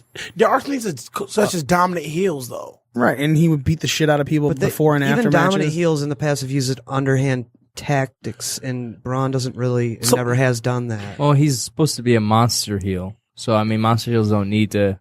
Not every bad guy needs to cheat. Like Kane. Kane doesn't need to cheat when he's heel, nor does Big Show. All right, next one. Well, who won? I said that we didn't get these out, so we're just going over talking ourselves. You don't listen very well. I halfway listen. That's not good, seeing as you have to pay attention to everything that's going on. I drink a lot. Next category up, we were talking about best face or heel turn for 2017. Something that was just like, oh my god, that was really good, and maybe even most out of nowhere was it. Smitty. I said it was Enzo's heel turn during the 205. Okay. Orlando. I guess now that I'm thinking about it again, Zayn's turn, I guess. Mm-hmm. All right. Joe? I agree with Zayn. Yeah, I'm also in agreement with Sami Zayn because even being at Hell in a Cell, not once, like even we were talking about it, we were predicting that Sami was going to help Shane. Like that's the only way Shane can win is if Shane goes over, it's because that, and it's going to somehow lead to a feud between Sami and Kevin again, but still really good. And then we have the biggest swerve of 2017, something you just did not see coming, and we'll kick off with Orlando. Well, I think the winner here is Jericho. Mm-hmm. And the Omega thing. But I think there's been a couple decent swerves, and I think something I didn't see coming was Kevin Owens beating up Vince. I think that deserves a mention here. So, all right, Joe. I agree that it was the Jericho Omega thing. Nobody ever would have, because Jericho's mentioned a million times over that he's a WWE guy and he will never ever work again for another wrestling company but WWE. Then to see him, do this and have such an impact that it did, to me, that's a clear-cut winner. Do you think, and I'm not sure if we ever really got into this, but do you think with the whole Jericho cruise and him asking to use NXT talent and them after months saying no, an FU to them? No, not an FU. I don't know, because he would not have gone to Vince and let him know what was going on if it was an FU. But do you think that that's what kind of turned his thought process of, I'll never work anywhere but WWE? So you're saying like maybe this would have never happened if they would allowed him to have NXT on his cruise instead of Ring of Honor? Yeah, for sure. You can't say for sure. I'd say that's a good. That could have. I don't know that like you just said. I don't know that it was done out of slight.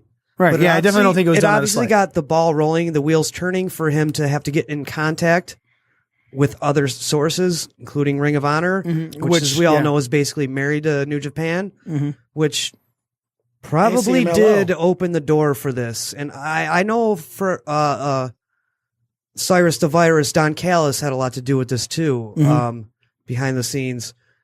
So, you might be onto something there. I don't think it was out of slight, but I just think it was just like out of a domino effect out of things that were happening circumstance wise. Maybe yes. Right, Orlando. Right, we've talked about the Young Bucks being kind of marketing geniuses. Mhm. Jericho is a pretty good marketing Oh, genius yeah. himself. Brilliant. He knows how to, get his name out there. I mean, the guy was on Dancing with the Stars, for Christ's sake. Right.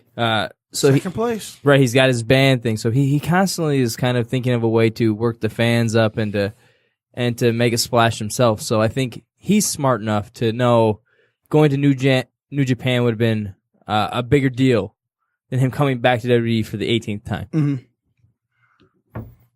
Smitty. And your biggest swerve.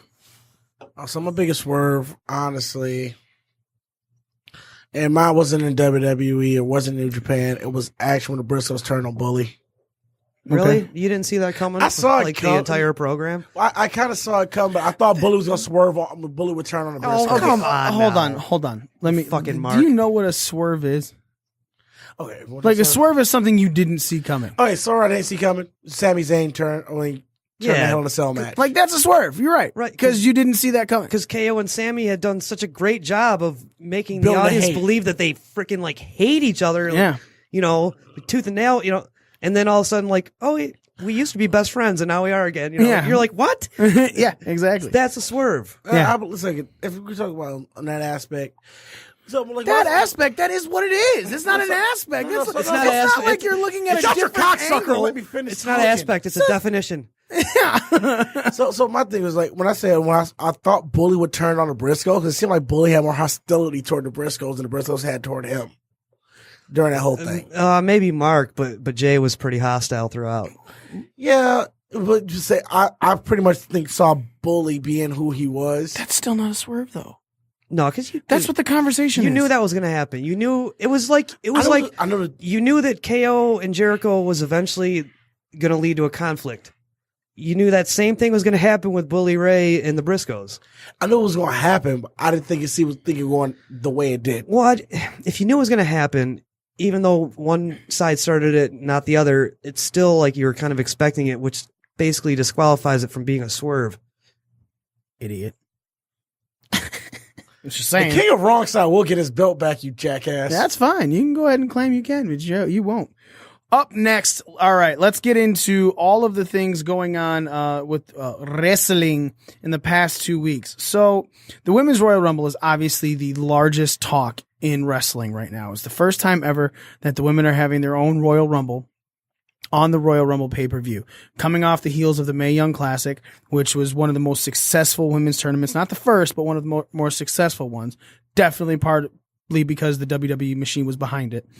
But also, it got a lot of names out there, a lot of people. Toni Storm is rolling through some of the indie promotions now after her promotion. LeRae. Yeah, Candice Ray is now on NXT. Piper Niven is on rolling through some of the indies as well. And look, there's the people that NXT brought in, Sarah Logan. that are now featured on main programming. But again, people on the indies, their booking mount went up, because of this. So now the WWE is doing a Women's Royal Rumble, and there was a huge announcement this week.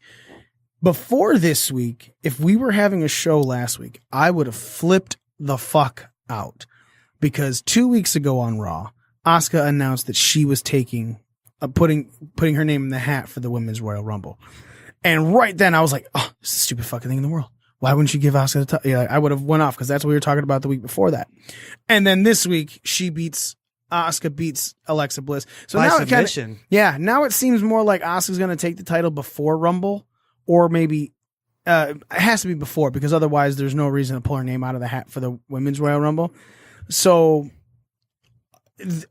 therefore, it seems like now Asuka is no longer in the Women's Royal Rumble. But I kind of disagree with you on that, why? because I just think it's going to be something sloppily done by WWE, and she'll probably not get a title shot beforehand and end up going in the Rumble anyway. Because So okay, WWE's we were kinda talking about this last week. lackadaisical like that, especially lately. Okay, so who do you think is going to win the Women's Royal Rumble then? Asuka? Yeah, Yeah, I think a Raw woman wins the because Rumble. that'll and a double SmackDown male cement wins that the she male should be the Rumble. one to fight Alexa. So you don't think Ronda Rousey's showing up? I think she will, but I don't think she'll win. You think they're bringing in Ronda? You think they'll bring in Ronda Rousey to lose? To set up something where her, Shayna Baszler, she might be one Charlotte of the last Becky. 4 in the ring. Orlando, were you just sipping like that's none of your business? Is that what that was? No. I was just curious to hear the opinion. No, I think if you bring in Ronda, she has to win. But again, it's the Royal Rumble, so you can pull some type of shenanigans, which leads to her doing something else.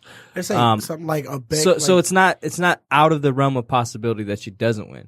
But if I'm booking this thing and I'm bringing in Ronda Rousey, the hottest female sports star right now, period. I'm bringing her in. She's winning. Yeah. We were talking about it 2 weeks ago, and I said, okay, with Ronda in, who wins? Without Ronda in, who wins? So the same thing is going to be applied to Joe and Orlando. Joe, with Ronda, who do you think is winning the Women's Royal Rumble? I think it's Asuka both ways. Both ways? All right. Orlando. I think, like I said, again, you can pull some shenanigans where she gets involved in some other way, but I think if you bring her in, the best thing to do would be to have her win. Just kind of imagine, I bet you most people expect what Orlando said to go down, and then if Ronda somehow doesn't win, you got some shock value there. You got a conversation point. I think it's like if you bring in Ronda and she loses to Asuka, I think it puts heat on Asuka. But if she still looks strong and shenanigans, someone who's already been eliminated pulls her out or something, which it could happen. But I still think Ronda is, if she shows up, and I'm booking this, she wins. Without her, Asuka. I just don't think there's another woman who isn't already champion that would have a chance at realistically winning this thing. So 2 weeks ago, I said that Asuka wasn't even going to touch the Women's Royal Rumble. I think I agree with you on that point. And I said that Asuka's either going to be in a title match for the title. I said she was going to be in a title match for the title at the Rumble. She was going to be facing Alexa for Alexa's title, which still could happen. But now I think that Asuka might hold that title beforehand just to confirm that she's not in the Rumble, because I don't. You put Asuka in that match, she has to win. But if she wins, you're killing the chance of any other superstar looking like they can have a shot at her. I think what's going to happen if Ronda doesn't show up is Paige is going to win that Rumble.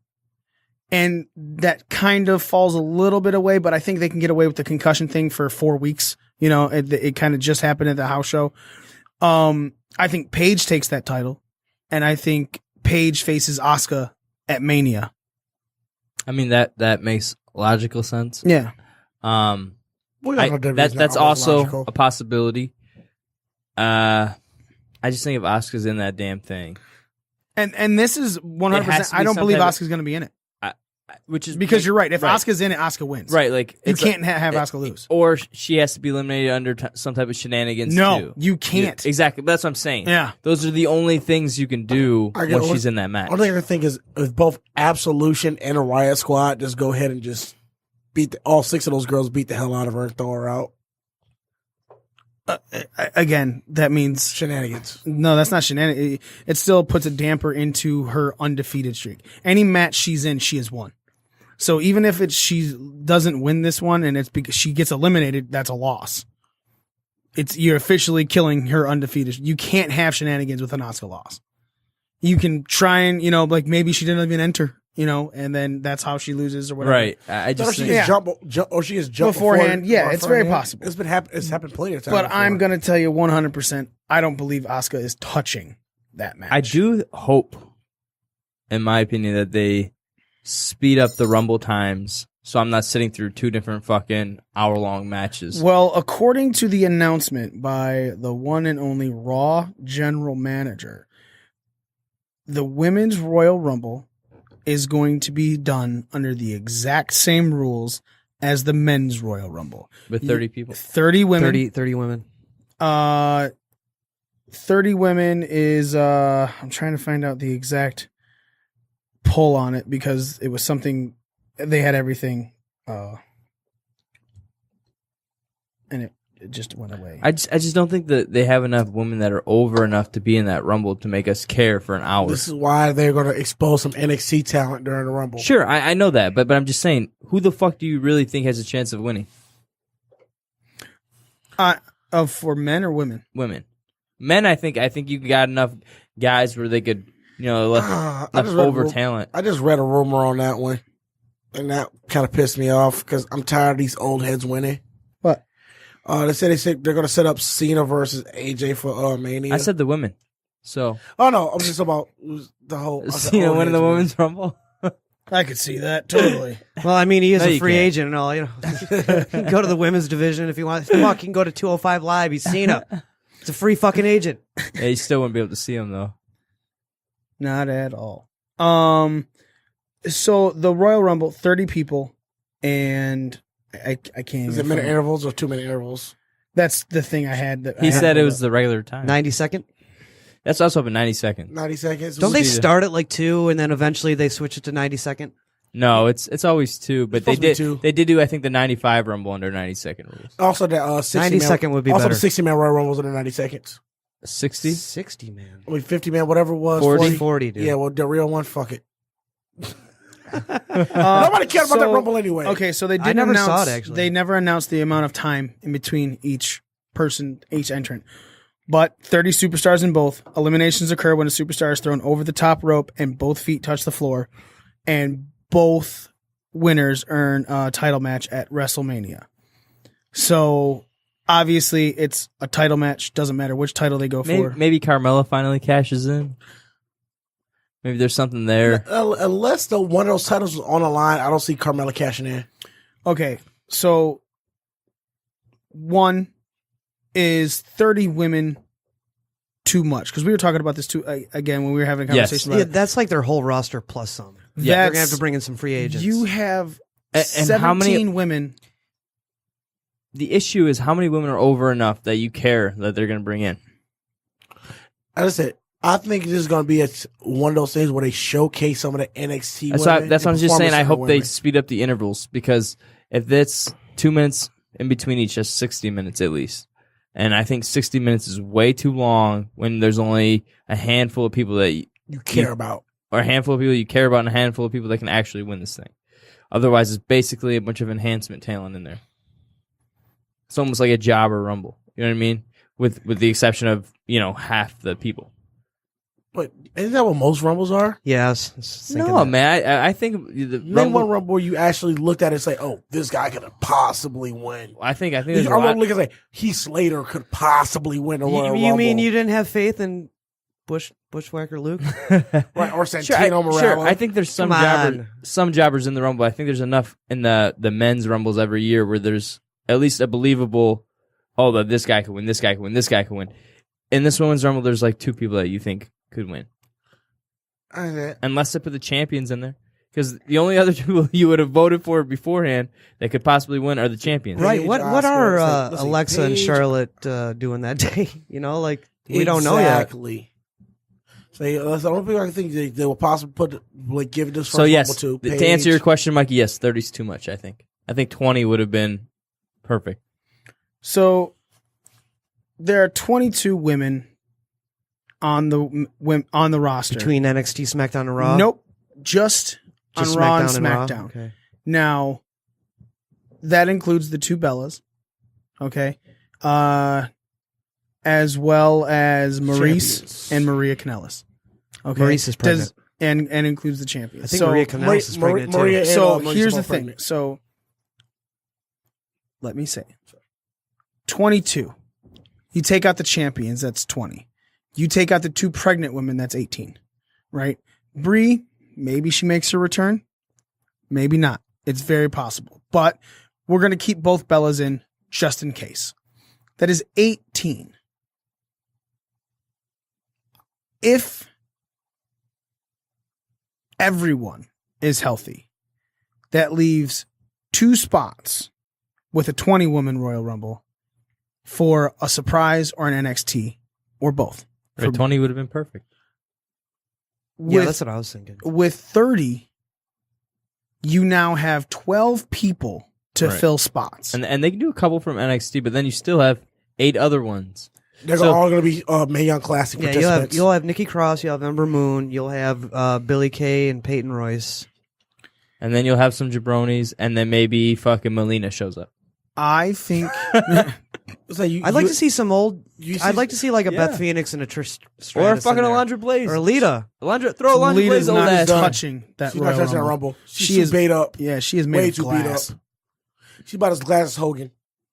If the Iron Sheik can waddle the fuck down, Lita can come down and be in there for 30 seconds and take a nice easy bump out. Alundra Blaze in that Rumble. She looked like she was still in pretty good shape when she was at the Hall of Fame a year or two ago. Right. And I think monster trucks. I would like to see her in that Rumble. If they're going to throw in these surprises, which I think you're going to see more surprises in the women's Rumble out of necessity than you are the men's, then I think it's got to be names that are actually going to pop. I think Alundra Blaze showing up after all these years would be a pop for me. Cool, be like a Beth Phoenix, Trish, I think a Beth Molly Phoenix Holly, could be Melina. Cool. Yeah, I think Melina's going to be in there for some reason. My brain keeps telling me Melina's showing up and doing the splits. Well, but that's Charlotte's gimmick. This is my wish list, maybe. I don't know. Let's say I think lots of those interests that we are looking for, where we don't know who's going to be, they're going to be Mae Young Classic participants. Yeah, I do too. But I just think, how over are they going to be? Not Jazzy Gabbert. Why not? Oh, she was going to sign with WWE, and they dropped her like a bad habit when her physical came back, and she had some herniated discs. Oh. Yeah. Yeah, she was very injury prone. She was really pissed off about that, too. She's due to be injury prone. So I liked her. I thought she was great, too. Yeah. I will say this. I think it's too much, but I get it. Because if you're trying to say if your entire women's revolution is based on we're just as good as the men, everything we do is equal. Which is bullshit, but sure. Then it is. Yeah, let's see Alexa Bliss versus Brock Lesnar. See if they're equal then. Okay, so then that's... Okay, I mean, come on. I mean, that's... So you want to see... Would you see Ronda Rousey versus Brock Lesnar? Yeah, I mean, it's probably be a similar result. Okay, but so are you trying to say that the bantamweight title then in UFC wasn't as important as the UFC heavyweight championship because Ronda Rousey held it? But no one was claiming that they were being equal. Well, to be fair, Ronda Rousey said she could beat fucking Mayweather's ass. And Mayweather would have smoked her. It would have been so brutal. Mayweather's half the size of Lesnar. Which is so funny. I don't think that's true because Mayweather's a user of his hands. Ronda will use her whole body as a weapon. Mayweather would have gave her 2 jabs and knocked her ass out. Is it in a boxing ring or is it in a doesn't matter MMA cage? In a real fight, do you think Mayweather would beat Rousey? Absolutely. Probably. Are you fucking nuts? Yeah. For sure in a boxing ring and probably in an MMA ring. Listen, okay.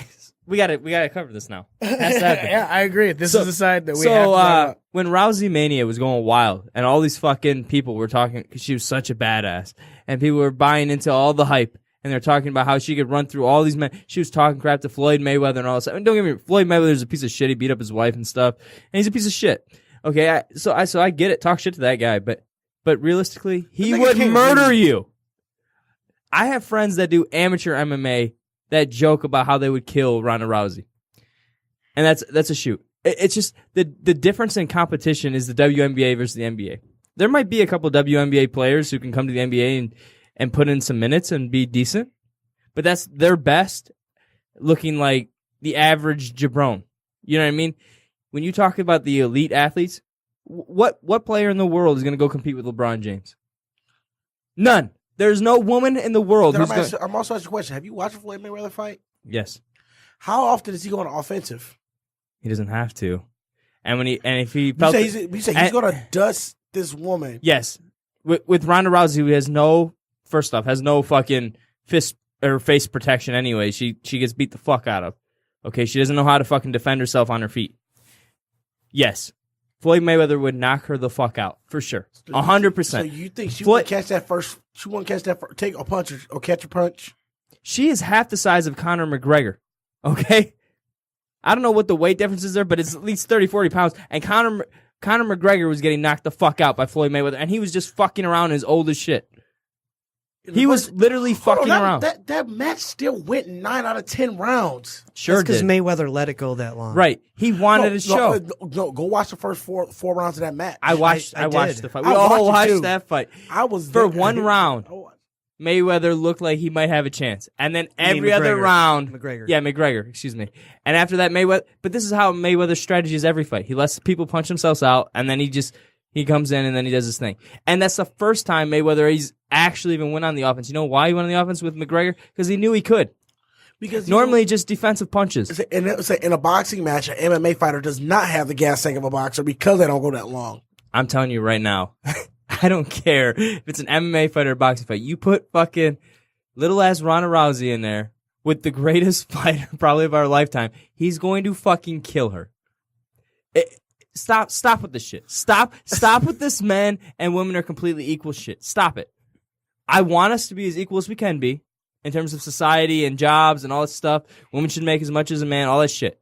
When it comes to physical, we are built differently. Yeah, dude. Men are on purposely built stronger and bigger.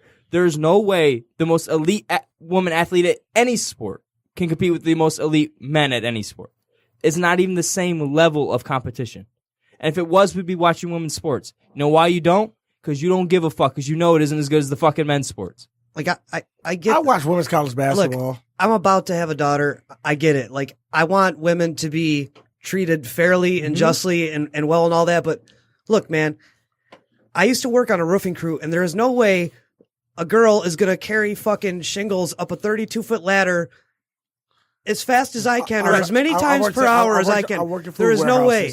And like Orlando, there might be some brute bitch that's like the exception to the rule, but in general, if we're talking percentages wise, no, women are not going to do the heavy lifting, the hard hitting, the fast whatever that men are. No, I've worked in food warehouses. I understand where you're coming from with the shingles thing. Right, there are women that are badasses out there, and could beat up the average man. But when you're talking about like a fucking elite athlete, no fucking way. Stop this. Stop doing this in wrestling. If they wanted to have a women's revolution, that's fine. Don't call it that first off because that's fucking stupid to begin with. Whatever. I know the best don't need to call themselves the best. You know, right. it's All the this same thing. But stop acting like they're completely equal. I'm fine when women main event the show. I'm fine when they do that once in a while and all that stuff. Please do not try to treat this as completely equal. Men and women are not completely equal when it comes to athletics. They aren't. That's why that's why there's fucking 4 girls who can dunk in the WNBA and they all dunk like shit. You know what I mean? Spud Webb's got them all beat. Right, and he's fucking 5. It's not the same level. We are built differently. Stop this shit. This is like this millennial, and I'm a millennial, but it's millennial bullshit like this. That's like I'm a millennial. But He's an old soul. But it's millennial bullshit like this, and this is a society thing. It's culture wide where we're going crazy with like how equal men and women. I want us to be equal, like Joe was saying, in terms of jobs and all these things. I think there's no reason why we aren't equal there. Right, like corporate workforce, things like that. Like, yeah, if you have the experience, the education and stuff, there's no way 100% that a woman CEO is anything less than a man CEO. Absolutely. In that type of so thing. Just so we clarify that we're not complete dicks here. Right. But Just saying physically. But no. physically, no. And if you're talking physical labor jobs or you're talking physical athletics, the difference in competition is unreal. I knew women in high school that were on my wrestling team that were state and national champs. State and national champions.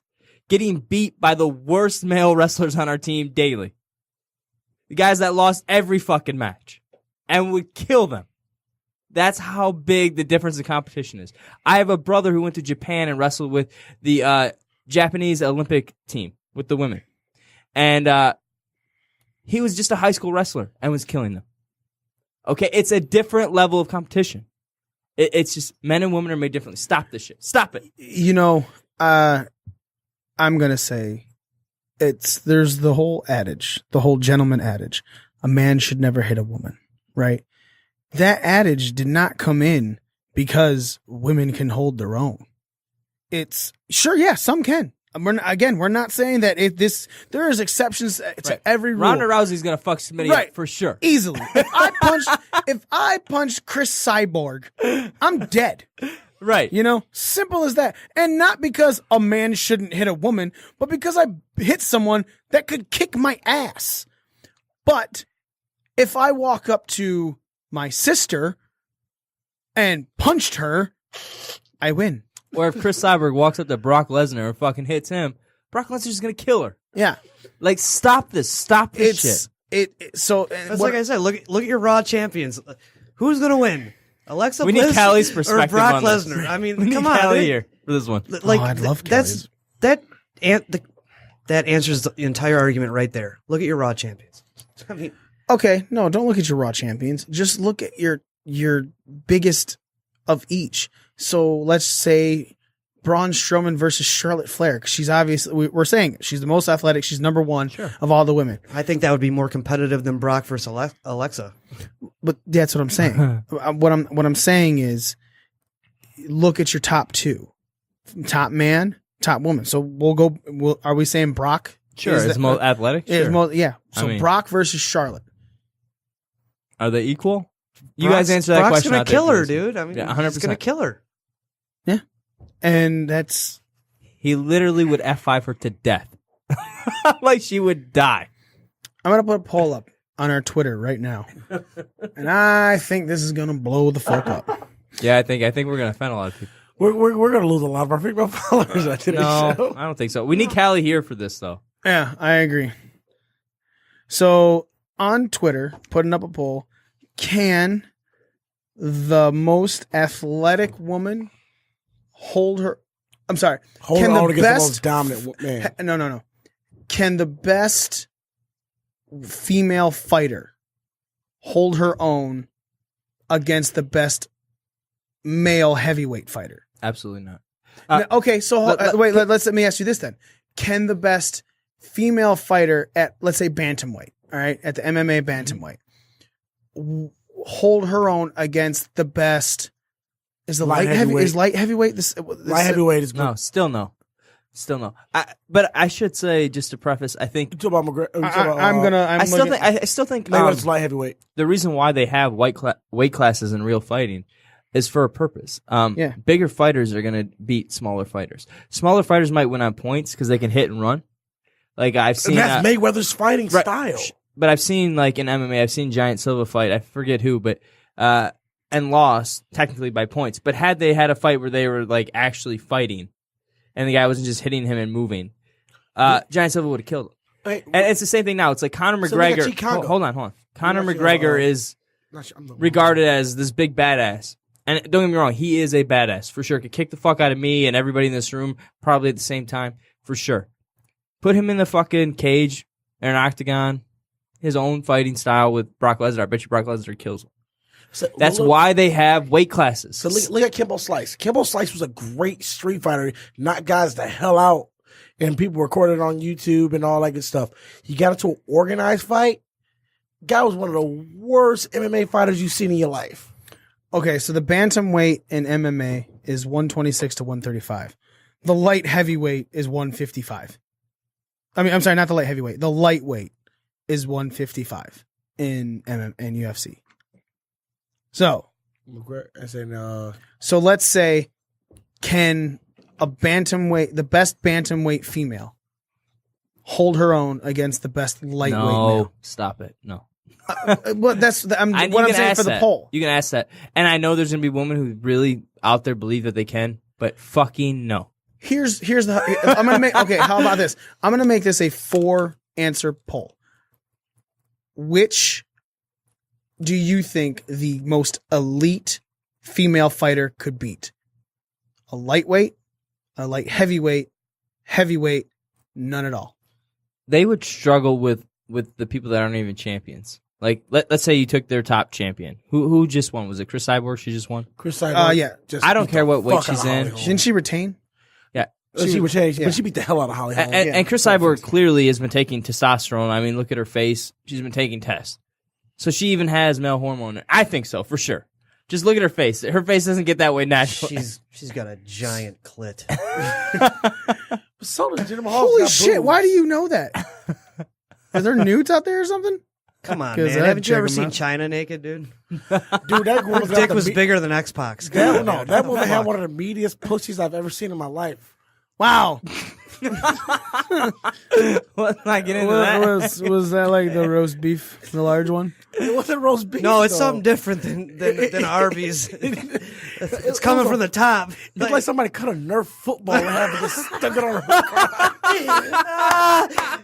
That's why we're the most inappropriate. 2018, I'm so inappropriate. Shit. I cut a Nerf football and have it just. Damn. We cover professional wrestling, but we are far from professional ourselves.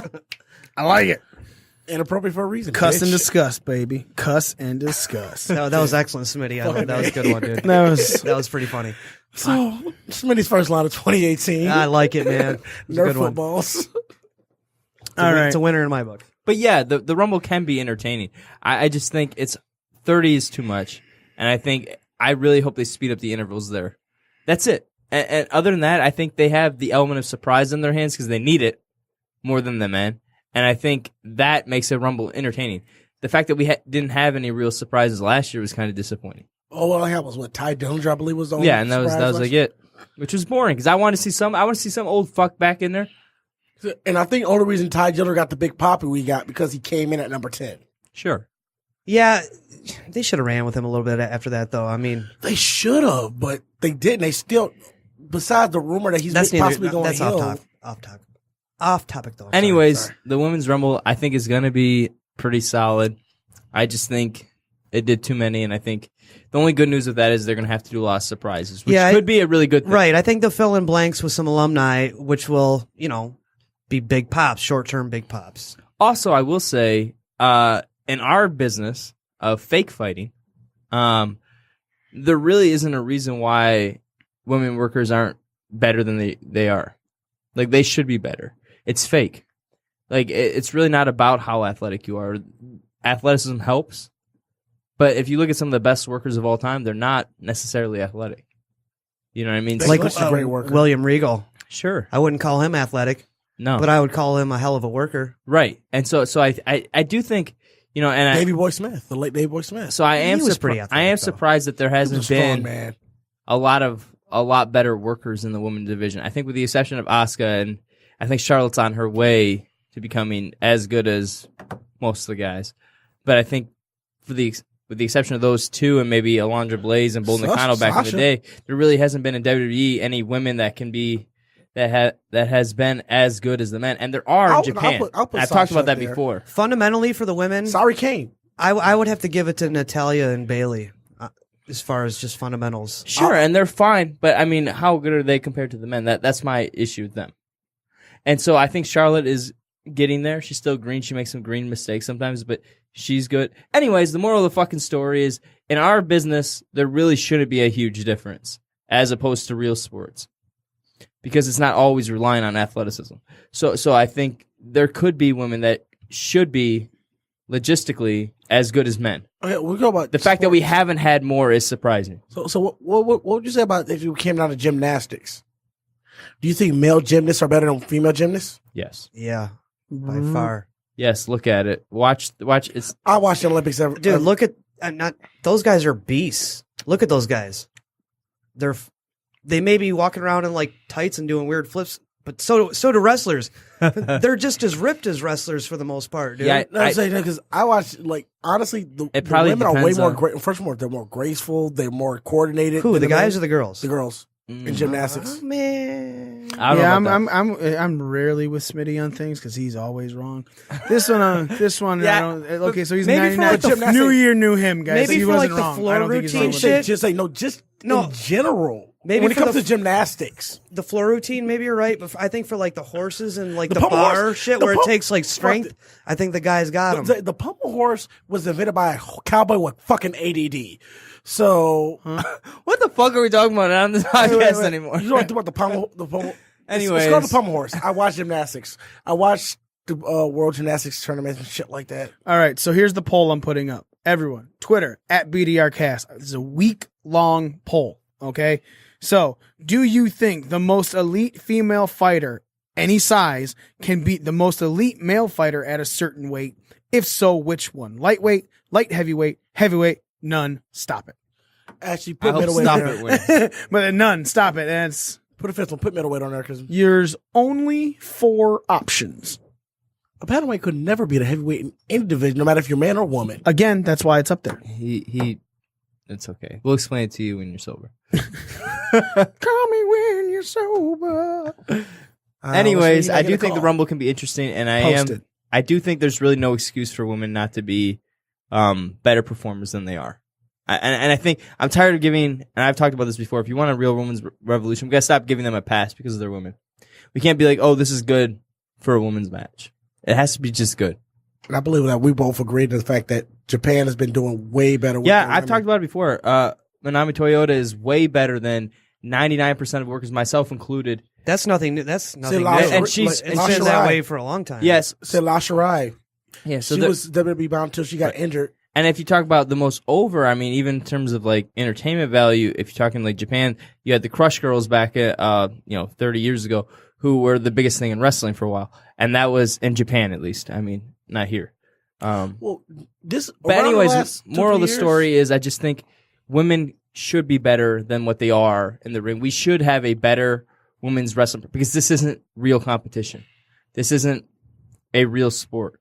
And while athleticism helps and we like seeing athletic things, you don't necessarily have to be athletic to be good at this. So I really would like to see a lot.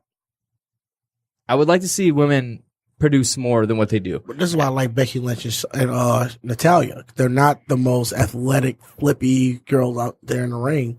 You don't have to be flippy to be athletic, though. And I believe Becky Lynch and Natalya are athletic. You kind of solidify on the Well, point I was making. you're saying like that statement kind of makes it seem like you have to be an acrobat to be an athlete, and I disagree with that. Right. I mean, and when you think about like the most athletic performers of all time, I think of, Kurt Angle. Right, Antonio Rocca. I'm thinking of like Shawn old school Michaels. 1950s. I'm thinking of a lot of stuff like that. And those guys were, super athletes. Anyways, moral of the fucking story, there should be, and it's probably on WWE too, because they haven't hired necessarily the best women workers until recently. They've been just hiring fitness models and all this shit and just trying to Pretty teach them. girls. So, Pretty girl. again, it's kind of changing now, so maybe we'll start to see a lot of these better women. Like I said, Asuka is not just good for a woman; she is good. She's good. Period. Right. Sorry, Kane. So Great. we'll see in a couple of years a real women's revolution without calling it that. Mm-hmm. So that's what I think should be happening. I think that's the way this whole thing should be booked. And I Just organic. Yes, it needs to be organic. Is But it's always best in wrestling. It did start as organic, but then they start pushing it as a woman's revolution. Anytime WWE says anything on TV is no longer organic. Pretty much that's my rule of thumb, Roman Reigns. Lunatic fringe. So- If they say that, fuck them They one don't more say time. anything without a purpose. Okay, now up next for the Royal Rumble, the Universal Championship match was decided over the last 2 weeks. Braun Strowman versus Kane versus the champion Brock Lesnar. Smitty saw a rumor today, which kind of comes up into this. Most people are just like, man, this is totally a way for Kane to take the fall. No matter what happens, the outcome, Kane's the one taking the fall. We thought that about Ziggler last time. The match like And that. I joked on air. I said, because we think that, watch Ziggler fucking win this thing. And he did. And then he left And the that's title in the WWE's middle of the ring. That's WWE's fucking booking for you. 100%. Are we okay with a triple? I think we were talking about it before, but the rumor now. Maybe just go ahead and tell the rumor. So the rumor is that Strowman will be going into Elimination Chamber as champion. And why is that? Because he's going to pin Kane for the belt at Royal Rumble. Pretty much. But where are you getting this from? I'm going back to him right here because I actually did a little bit of research this week, which makes me mad. That Because you did research? Right. He's like, I had to use my brain. I had to put work into the show. Did you vote? I did actually. I did not vote. Hey, look, as an African American motherfucker, Smitty wrote in a vote. It said, Nerf balls, fuck this. Stop it. No. So my thing was like, when it comes to voting is one thing I do because I realize as an African American male in this country, You really got to get your Twitter poll votes in? What a weird political stance to point that on. So on Supersport.com, there was a picture posted about on February 26, 2018, WWE's Elimination Chamber is going to be the Elimination Chamber is going to consist of Finn Balor, Brock Lesnar, Roman Reigns, Cesaro, Big Cass, and champion Braun Strowman. Who's holding the IC belt in that picture? Which kind of means that Joe may take the title at Rumble. Is Joe in that? He's not in it. Okay. Which Joe may take the title at the Rumble. So Is that a booked match? Joe versus Roman at the Rumble? This is the promo picture that has been posted for Elimination Chamber. They're announcing Big Cass in there, though. I mean, yeah, Cass is apparently supposed to come back before Elimination Chamber. and He may come back at the cares. Rumble. Yeah, he might. His return might be the Rumble. Yeah, nobody gives a Enzo's fuck. in the ring by himself. Here's the moment. All sick and shit. Right. Right. Yeah. So, but this is the promo. That's the promo picture for Elimination Chamber. So that's kind of putting two rumors that Joe's probably taking the IC title at the Rumble, and possibly Strowman's taking the Universal. But because Lesnar's contract is not up until after Mania, they got to do something with Lesnar, so he's going to be in both whatever title matches. So I'm pretty much seeing Wait, so in that Elimination Chamber, Brock's not in it? Brock's in it. I said Brock. Oh, okay.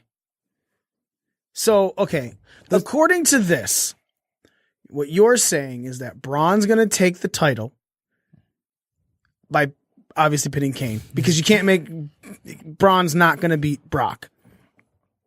And so Brock versus Roman is for what? I think they're doing a triple threat with Roman, Brock, and Strowman. You think that WWE... You mean the same thing they're already doing? with Royal Rumble, you think WWE's plans have changed to do the exact same thing? Same match at Rumble and Mania? With Roman, Brock, and Strowman at Mania. And then you Roman instead of Kane? and then you think Roman's going to pin Brock? I don't know who he's going to pin. I just know they're probably going to put the title back on his punk ass at Man, I Mania. do not get your hate for Roman Reigns. But the participants... Your hate for Roman Reigns is almost as strong as your love for anything black in wrestling. If that happened, he could take it back at like Fastlane and then drop it to Roman at Mania. Fastlane, no, because Fastlane's a SmackDown. thing. Fastlane's SmackDown. Elimination Chamber is Raw. What's Elimination Chamber. But this is the promo is picture. there another one between? Nope. So Elimination Fastlane, Chamber? Elimination. It's Fastlane, Elimination Chamber, Mania. Okay. All right. Never mind that then. My bad. But That's okay. Here's We the still promo love picture that was Yeah, if you posted. want to see the photo. We're going to share this, obviously, to our Facebook as well, facebook.com/BDRcast, Twitter @BDRcast. I think that fucking photo is full of shit. I think, man, God damn it. If there's one thing that's been set in stone for years, it's Brock versus Roman, Mania 34. I thought you were going to say card subject to change. If there's anything that the WWE has hedged any money on, any bet on, it's Brock versus Roman at Mania. That or Roman takes the title at Elimination Chamber and it turns into Roman versus Brock.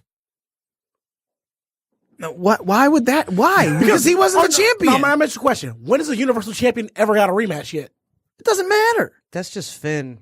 Yeah, no, no. Finn Owens never got a rematch. Owens left. Doesn't count. Yeah, Owen switched shows, so it's kind of a moot point. Goldberg never got a rematch. Goldberg's not in the show, never and came he's back. gone. He left. But That was his own choice. But the whole point is nobody with a Universal like Finn never got a rematch when he got back. He's That's the only one you can say that about. That's your only argument is Finn. But still, the whole fact is when somebody wins the Universal title, And Finn didn't have a great showing on Raw until this week. but the whole point, you Ish. get my whole point. The universe, they don't care about the whole No, we rematch don't clause get on your Raw. point. No. When it comes to the Universal title, they don't care about the rematch clause in general. They really don't. Well, you could say that. First about- off, I'm happy about that because random rematches happen all the time all of a sudden.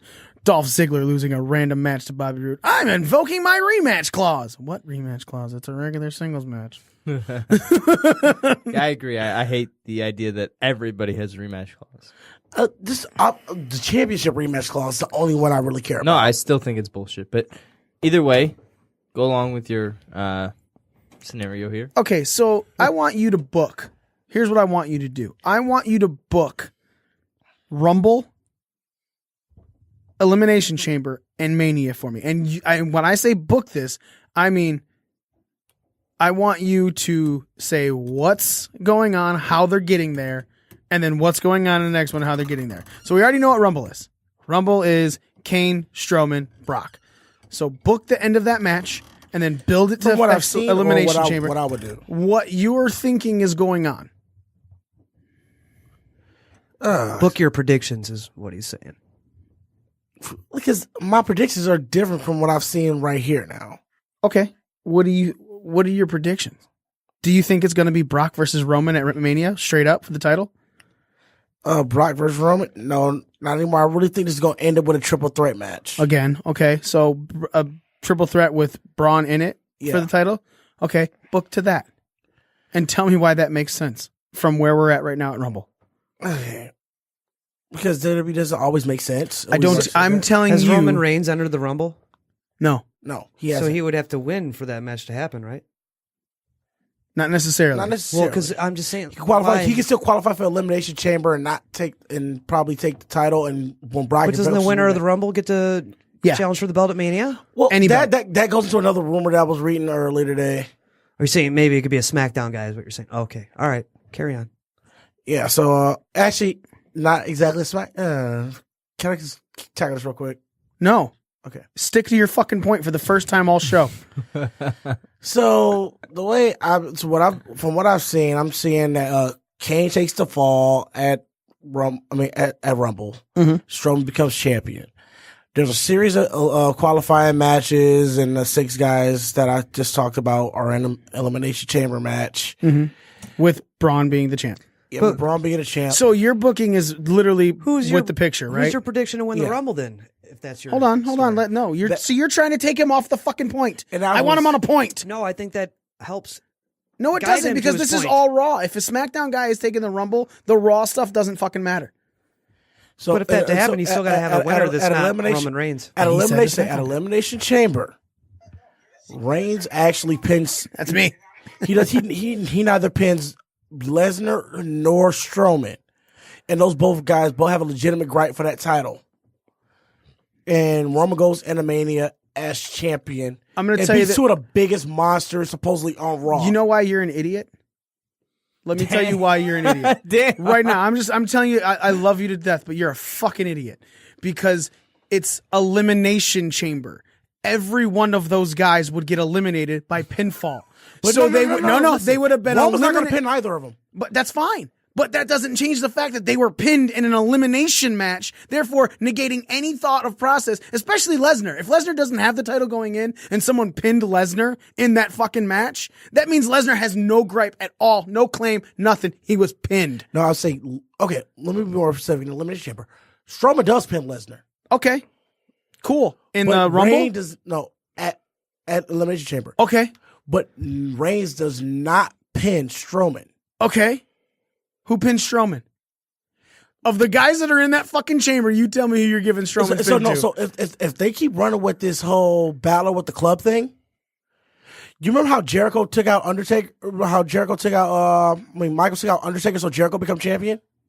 How he hit under the Elimination Chamber? Mm-hmm. Put a scenario like that in there. Okay. Strowman can have a legitimate gripe about. So Finn Balor is going to pin Braun Strowman. I guess I'm just saying. With the help of the club. It could also be a heel turn. There is no fucking way that's happening, dude. What the fuck is happening right now? I'm asking a question. What are they really doing with Finn Balor right now? Nothing, and they don't want to do anything with him because fucking Vince doesn't think he's over. Wrong. I'm going to tell you this right now. That changed, and I'll tell you why it changed. This is the last thing we're going to talk about. Because they're not doing anything with Finn right now. Well, heel turn makes sense with him with the club because we all know the club is better as heels. Okay. So you're saying Finn Balor actually? You're saying Finn's gonna pin Braun. Finn's gonna take the credit for pinning Braun after whatever work the club and Roman did. And then he's not in the match at WrestleMania. The triple threat. Finn's gonna take the final pin from Roman.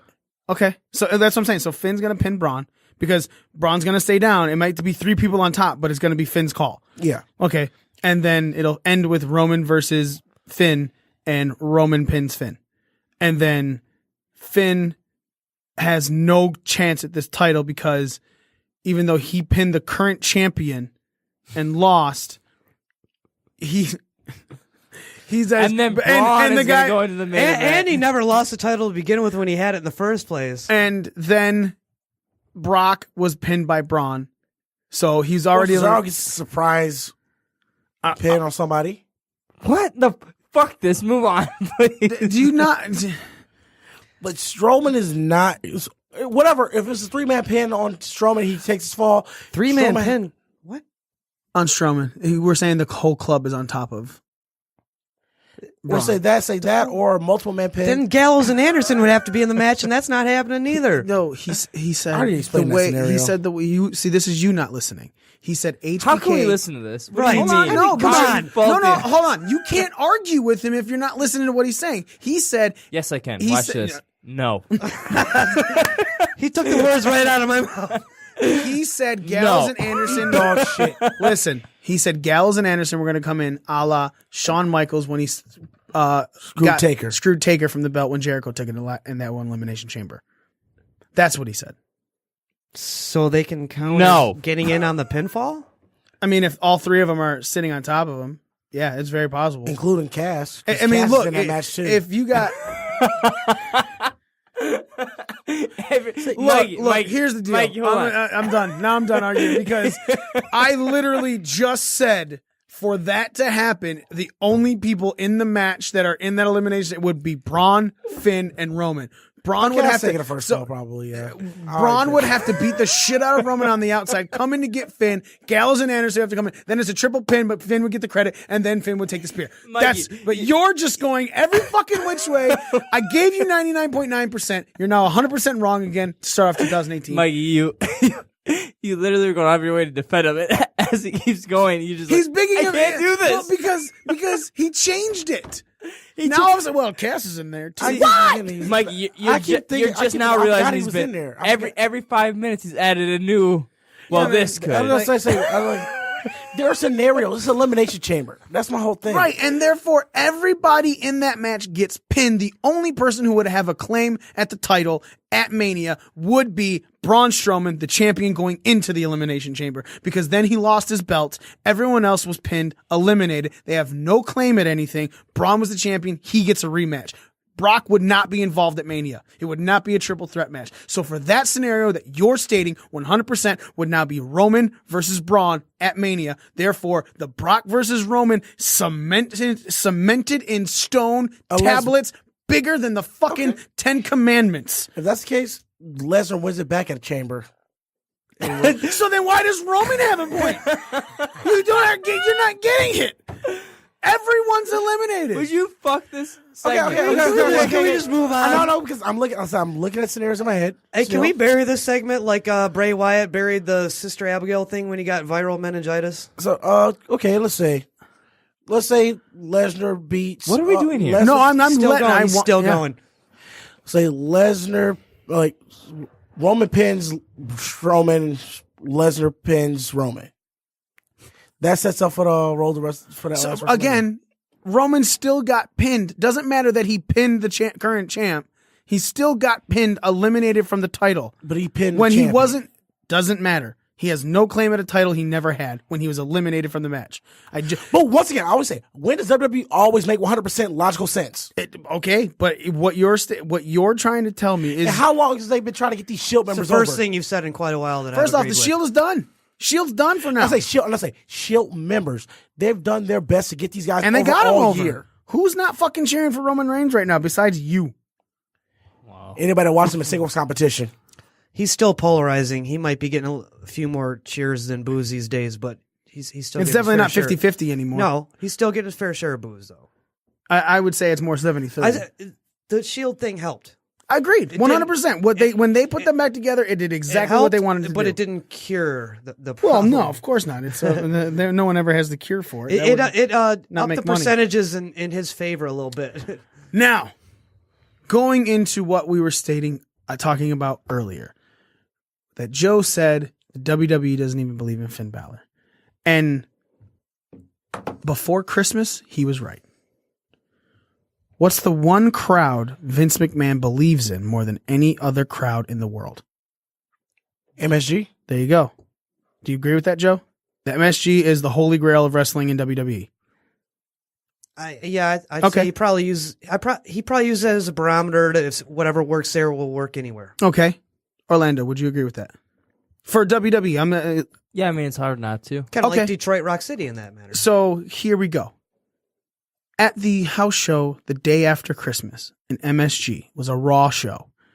The largest pop and longest pop was Finn Balor. Straight up, the entire garden blew up for Finn. Every report stated that. He always gets a crowd going on his entrances, though. No, I'm talking the entire thing. His match, he was hot. What was the match? I don't remember. I only paid attention to the all the Was it reports. a singles or was he with the club that night? I guess that's It all wasn't really with the club. Okay. Yeah. It was the hottest pop at all. Therefore, all of a sudden, not the next Raw. The chairman took notice. Look Look at this fucking guy. You see that pop? He went over the the New Year's Day Raw. He went over, if I'm not mistaken. Yeah, it was Elias and Amiz Siraj versus the Club and Balor. Oh yeah, and they went over. Oh yeah, so that was the They got huge pop Yeah, that okay, night, so yeah, too. the following, which was this past Monday, Finn needed 2 partners for a 6-man tag match. Finn showed up on screen, one of the few pops that night. Period. Right when Finn showed up, right? Because we all said it. That crowd sucked on New Year's Day, and New Year's and the SmackDown the following. But this week's crowds were pretty fucking horrible. No, they were probably hungover in their defense. Still, New Day and Finn Rusev still got over. Finn got a pop, and then Gallows and Anderson showed up behind him, and there was an even larger pop. WWE, in my estimation, and look, man, this is only based on the fact that Vince figures the WWE MSG crowd to be his holy grail. I think because of that, you're going to get something down the line, especially with the after-match video. With the club or with the Universal title or with both? Right now with the club. That's all I'm going with. I'm good with that. Yeah, I'm only going with the club because Finn said it. He goes, the boys are back in town. There was a WWE.com interview, and they said, how do you feel? And he goes, I've been across the ring. I've been on the same side. And I'd much rather be on the same side. No, post. I'm talking WWE exclusive. WWE. I think I got it. Okay. Yeah, I think I got it right here. If there's no ad, probably going to be an ad. So we're going to keep it down. Now we're on WWE.com. Yep. There's the tap out ad. So yeah, on Formerly Ico Pro. Holy shit, they are the new Ico Pro. Team match. Talk to me about how awesome it was Nope. Play, bitch. to reunite with your former best friends from Japan, Luke Gallows and Carl Anderson. Mike Rome, the more things change, the more they stay the same. The boys are back in town. And he walks away. All three of them. I like it. So, that being said, it is very possible that you now see something with the Balor Club, whatever they're going to call themselves in WWE. Truly the original Bullet Club. Ish. Two of the original Minus members, the original Tama 5. Yeah. And Bad Luck Fale. Yeah. Besides, like two of the Yeah, because Gallows was the 5th one brought in, right? 5th brought in by Carl Anderson himself. Yeah. So, look, there was a huge pop for that. Straight up. I'm wanting to know, and I'm going to start with Joe, because obviously Bullet Club right now is one of the hotter, like we all said it's the faction of 2017. Are you just said you're okay with it, but are you excited or are you okay and wary about it because you think Vince could screw it up? I'm always weary with WWE booking because of that reason. But as a fan, and what Finn just said right there, the boys are back in town. I take solace in that promo because it makes me think that maybe finally they'll do something with Gallows and Anderson as opposed to just having them be the fall guys for everybody. Does it make you care about Gallows and Anderson again? I've always cared about them. I've always kind of.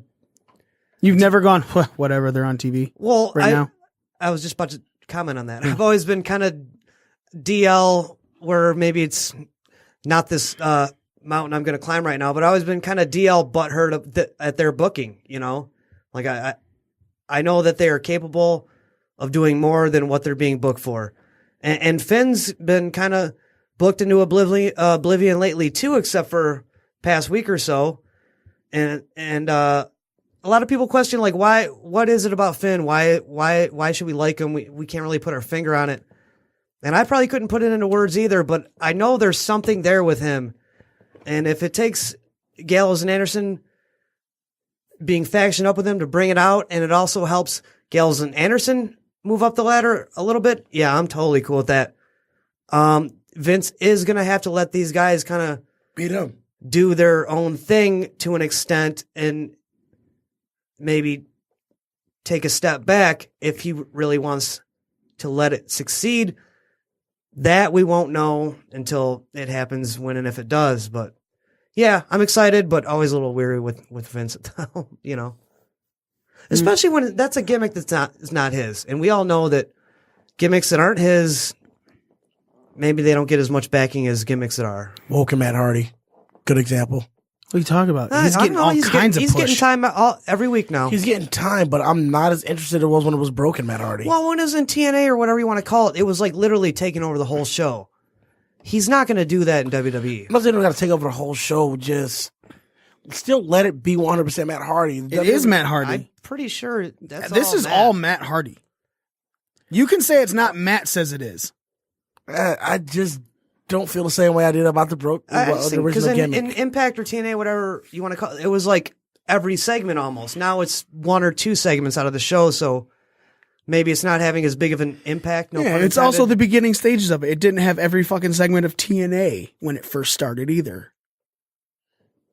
I think for the time that Matt's being given, that's all Matt. Best of it. That's all Matt. No, he may be only given a segment or whatever, but whatever you're seeing of him, that's all him, I think. Oh, by the way, Matt came out to the Woken type entrance at MSG and also got a huge pop. Yeah, I heard about that. Came out to some different music. Yeah. Oh yeah, for sure. He's coming out to the Woken music. I read someone said he came out to like his old music. I'm like, what? His V2 music? What are you guys talking? V1 or V1? Yeah, like it may have even been the music that he had in TNA for Broken. Can they do that? If it's not a televised show and they're not making money off it, yeah, they could do that all they want. ECW didn't have to pay rights for the owns it, yeah. ECW didn't have to pay rights for the music until they started doing pay-per-views. Yeah, and that were you actually using unsigned rap artists. Yeah. So that's it for us, gentlemen. We didn't get into WK2. Damn. Yeah, that was one thing I want to talk about. But it is 11:15, 11:23. Which means we'll talk about it next week. Let's quickly go over it. And by quickly, I mean we're going to talk the matches and a quick conversation. Very quick, not a Smitty go on a fucking rant thing.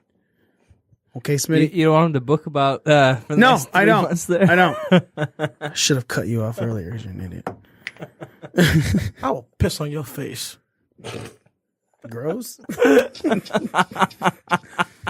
All right, so Wrestle Kingdom 12 is happening literally in a couple hours. If you're listening to this on podcast, Wrestle Kingdom 12 happened a couple days ago, and it was amazing. Chris Jericho, Kenny Omega, goddamn, who knew? 8 stars. 8 stars. Fucking Okada Dave and Meltzer 10 literally stars. had a heart attack and died at the end of the How match. many stars did Naito and Look the Okada massive get? heart on. 10. Right. Obviously, it's going to kick off with the New Japan Rumble. Then there's the IWGP Junior Tag Team Championship match. Roppongi 3K versus the Young Bucks. So this is the first shot at the Young Bucks have had at 3K for the titles. Who you think going to take it there, Joe? Young Bucks. You think they're going to give it to the Bucks of Youth? I got Hankering? a little bit of a. There's like Hankering. Where's that? a tingle going on here that makes me think that might happen. All right. Smitey. Yeah. Please say Roppongi 3K so you can be wrong again. I'm saying one of the things I say the Bucks is like Roppongi's had Los Santos for a while now. All right, Orlando. I want to see the Jericho and the Omega match. I'm talking about this tag match. Right the IWGP Junior He Tag is Team not paying Championship. attention. Clearly. One more time. Roppongi 3K, Young Bucks, junior heavyweight tag team. Who's title. winning? I'll tell you right now, it's the Young Bucks. Never open weight 6-man tag team championship. The Bullet Club of Bad Luck Fale, Tama Tonga, and Tonga Loa versus Chaos, which I don't know who those guys are. Read them off. It doesn't have them listed. Is it Osprey in that one? Or It's, no? it's probably Saber. Ishii, Probably Ishii. Zack Sabre. Saber Jr. and who Hell, else? I don't know. And whoever. And then Elgin and War Machine, right? Versus I'm knowledgeable. versus Elgin and War Machine versus Suzuki Gun and Taguchi Japan. Who do you think's gonna take it there, Orlando? Since you're so knowledgeable, Elgin and War Machine. They got a feud with Bullet Club, so I think they're going to feud with Bullet Club. Nah, I think Bullet Club retains. War Machine's coming to WWE. I think War Machine takes. That's the their fall because last they're coming match, to I WWE. think, for Ring of Honor and Oh, New just Japan. kidding, man. I'm knowledgeable. Jokes. I'm knowledgeable. Well, damn it! You just sounded the same thing I was saying. Cool. truth. So we're moving on. Cody versus Kota Ibushi in a special singles match. Smitty. I say Ibushi takes this one because it was a way to get Ibushi over, and Cody really has nothing really doing Japan anymore right now. No, nothing in Japan besides get somebody over. All right, Joe. I think Bullet Club's going to have a very successful night, and this is one where they need to take a loss. It's going to be Ibushi. All right, Orlando. Yeah, I think Cody wins this bet. This is my show stealer right here. Yeah, Yeah. You think Cody wins? Yeah. Absolutely. Okay. I think Ibushi's going to take it. Why? Because like I just said, I think Bullet Club's going to win the majority of their matches tonight. I think this is I one just- where they take It's a gonna loss. be one or two. They take an L. Yeah. No, They can't win every I match. think this is one of two they're going to lose. I just said that. We know.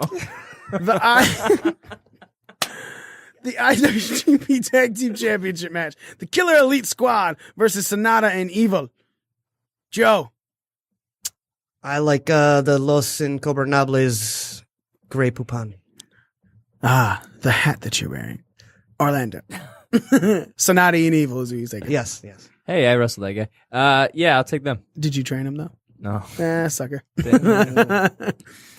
I'm with the group here. Los Incognitables. Not my group. Yeah, you are. Sonata and Evil. Never Openweight Championship. Hair versus hair match. Minoru Suzuki versus Hiroku Goto. Orlando. Give me match, man. It's your porn stash. That sounded way more racist. I gotta tell you, with the this porn is stash. the match I really don't know what the hell's happening. Someone's losing their do. hair. Somebody losing their hair and the titles on the line. Well, as well. obviously, I got that part. Let's say go to get a haircut. Go to get a haircut. Now I think Goto wins. Suzuki will get the haircut. Suzuki's, I think, beaten him twice earlier this year. It's Goto's time. And why Joe's on the Suzuki has quite a bit less hair to cut anyway. It wouldn't be that much of it wouldn't be a big deal for him to cut Isn't his he like hair. a mohawk or something? Yeah, he's got like Yeah. the back mohawk with some sweet ass like designs shaved inside of his head. It looks pretty cool, but It's a prison haircut. he could like literally shave that tomorrow and have the same haircut again in 2 months. Goto would be like a life change for him. Smitty. And I'm well with Goto. It's about like say it's his time. You get a double payoff at that point. All right. I'm also going with Goto. That's the go-to. That's the go-to. It's Goto. Goto is the go-to. IWGP Junior Heavyweight Championship Fatal 4-Way match. Marty Scurll versus Will Ospreay versus Kushida versus Hiromu Takahashi With Daryl. with Daryl. Joe. Just going back to what I said earlier, I think Bullet Club's going to have a successful night, and this is an example of it. I think Skrull retains. The villain. I'm rocking his shirt. Smitty. I say Skrull retain until Jay Lethal takes it off of him. All right. Orlando. I guess what they said. I'm also going with they. The ominous they. We are the ominous they. That's a good tag team name. IWGP Intercontinental Championship match. Hiroshi Tanahashi versus Switchblade. Orlando. Oh, Jay White. Jay White, the guy who called Omega versus Jericho overrated versus over the hill. He also called Okada Naito overrated. That's how you get eyes on your match. You rip the two co-main events. Orlando, who you got? Well, not that guy. So you got Tanahashi? Yeah. Nah, much to my chagrin, I got Jay White, and I can attest that he is a fucking dick because I met him at Ring of Honor, and he was a fucking dick. Is he I was fucking there. dick? Smitty was there. Was he a fucking dick to Smitty? No, Because he's black and he could not get that racist card on him. Right. It's gotta be nice to Smitty, but Right. you gotta be nice. Smitty, who you got winning? fellow Caucasian, you can just shit all over. It's like, fuck loves the Jay White. cocks. Out of a spite for Jay White, I'm picking Tanahashi. Isn't Tanahashi's arm still fucked up? And now he's got a leg issue. Yeah, And so he's 41 years old. that's man. why I'm gonna go ahead Jay and White's pitch the the blade to new. switch. They think he's something. I don't. But once again, though, let's say Switchblade, his new persona, Switchblade. Yeah, they called him Switchblade, and they gave him a leather jacket. Yeah, Because he's cool. I know about 4 of those guys. Like on the indies. other than that, Switchblade. he has no personality. his in-ring work is decent. He's All not right, just a fucking up dick. next. IWGP United States Heavyweight Championship is a no DQ match. I did not know that. They announced I am that, like after Jericho busted open Omega. all right. Kenny Omega, the champion, versus Chris Jericho. Orlando, this is the match that you're most excited for. Who do you think takes it? I think Omega takes it. I don't see why Jericho would come in and not put him over. All right, Unless they're doing more. Joe. Don't poop yourself. I would tend to agree, but Jericho could win. They're coming back to Long Beach in March, to do the same thing they did last year, where Kenny was crowned the U.S. champ. Maybe Jericho wins and then drops it back to Kenny in Long Beach. And also builds for the cruise for them to do a match at Right, the cruise. because the Bucks, Skrull, Cody, the whole fucking Bullet Club is booked for that cruise. Smitty, Why who you not got? have a rubber match on the cruise? I'm thinking. I'm still gonna go with. So I guess Jericho. Sorry. I'm still going with Omega because like the best push, the best rub that Omega can get with this U.S. Championship run is going over on Jericho right now, and trying to build it up until March. It's kind of wasting why you got Jericho there right now. All right. IWGP Heavyweight Championship match. Kazuchika Okada versus Tetsuya Naito.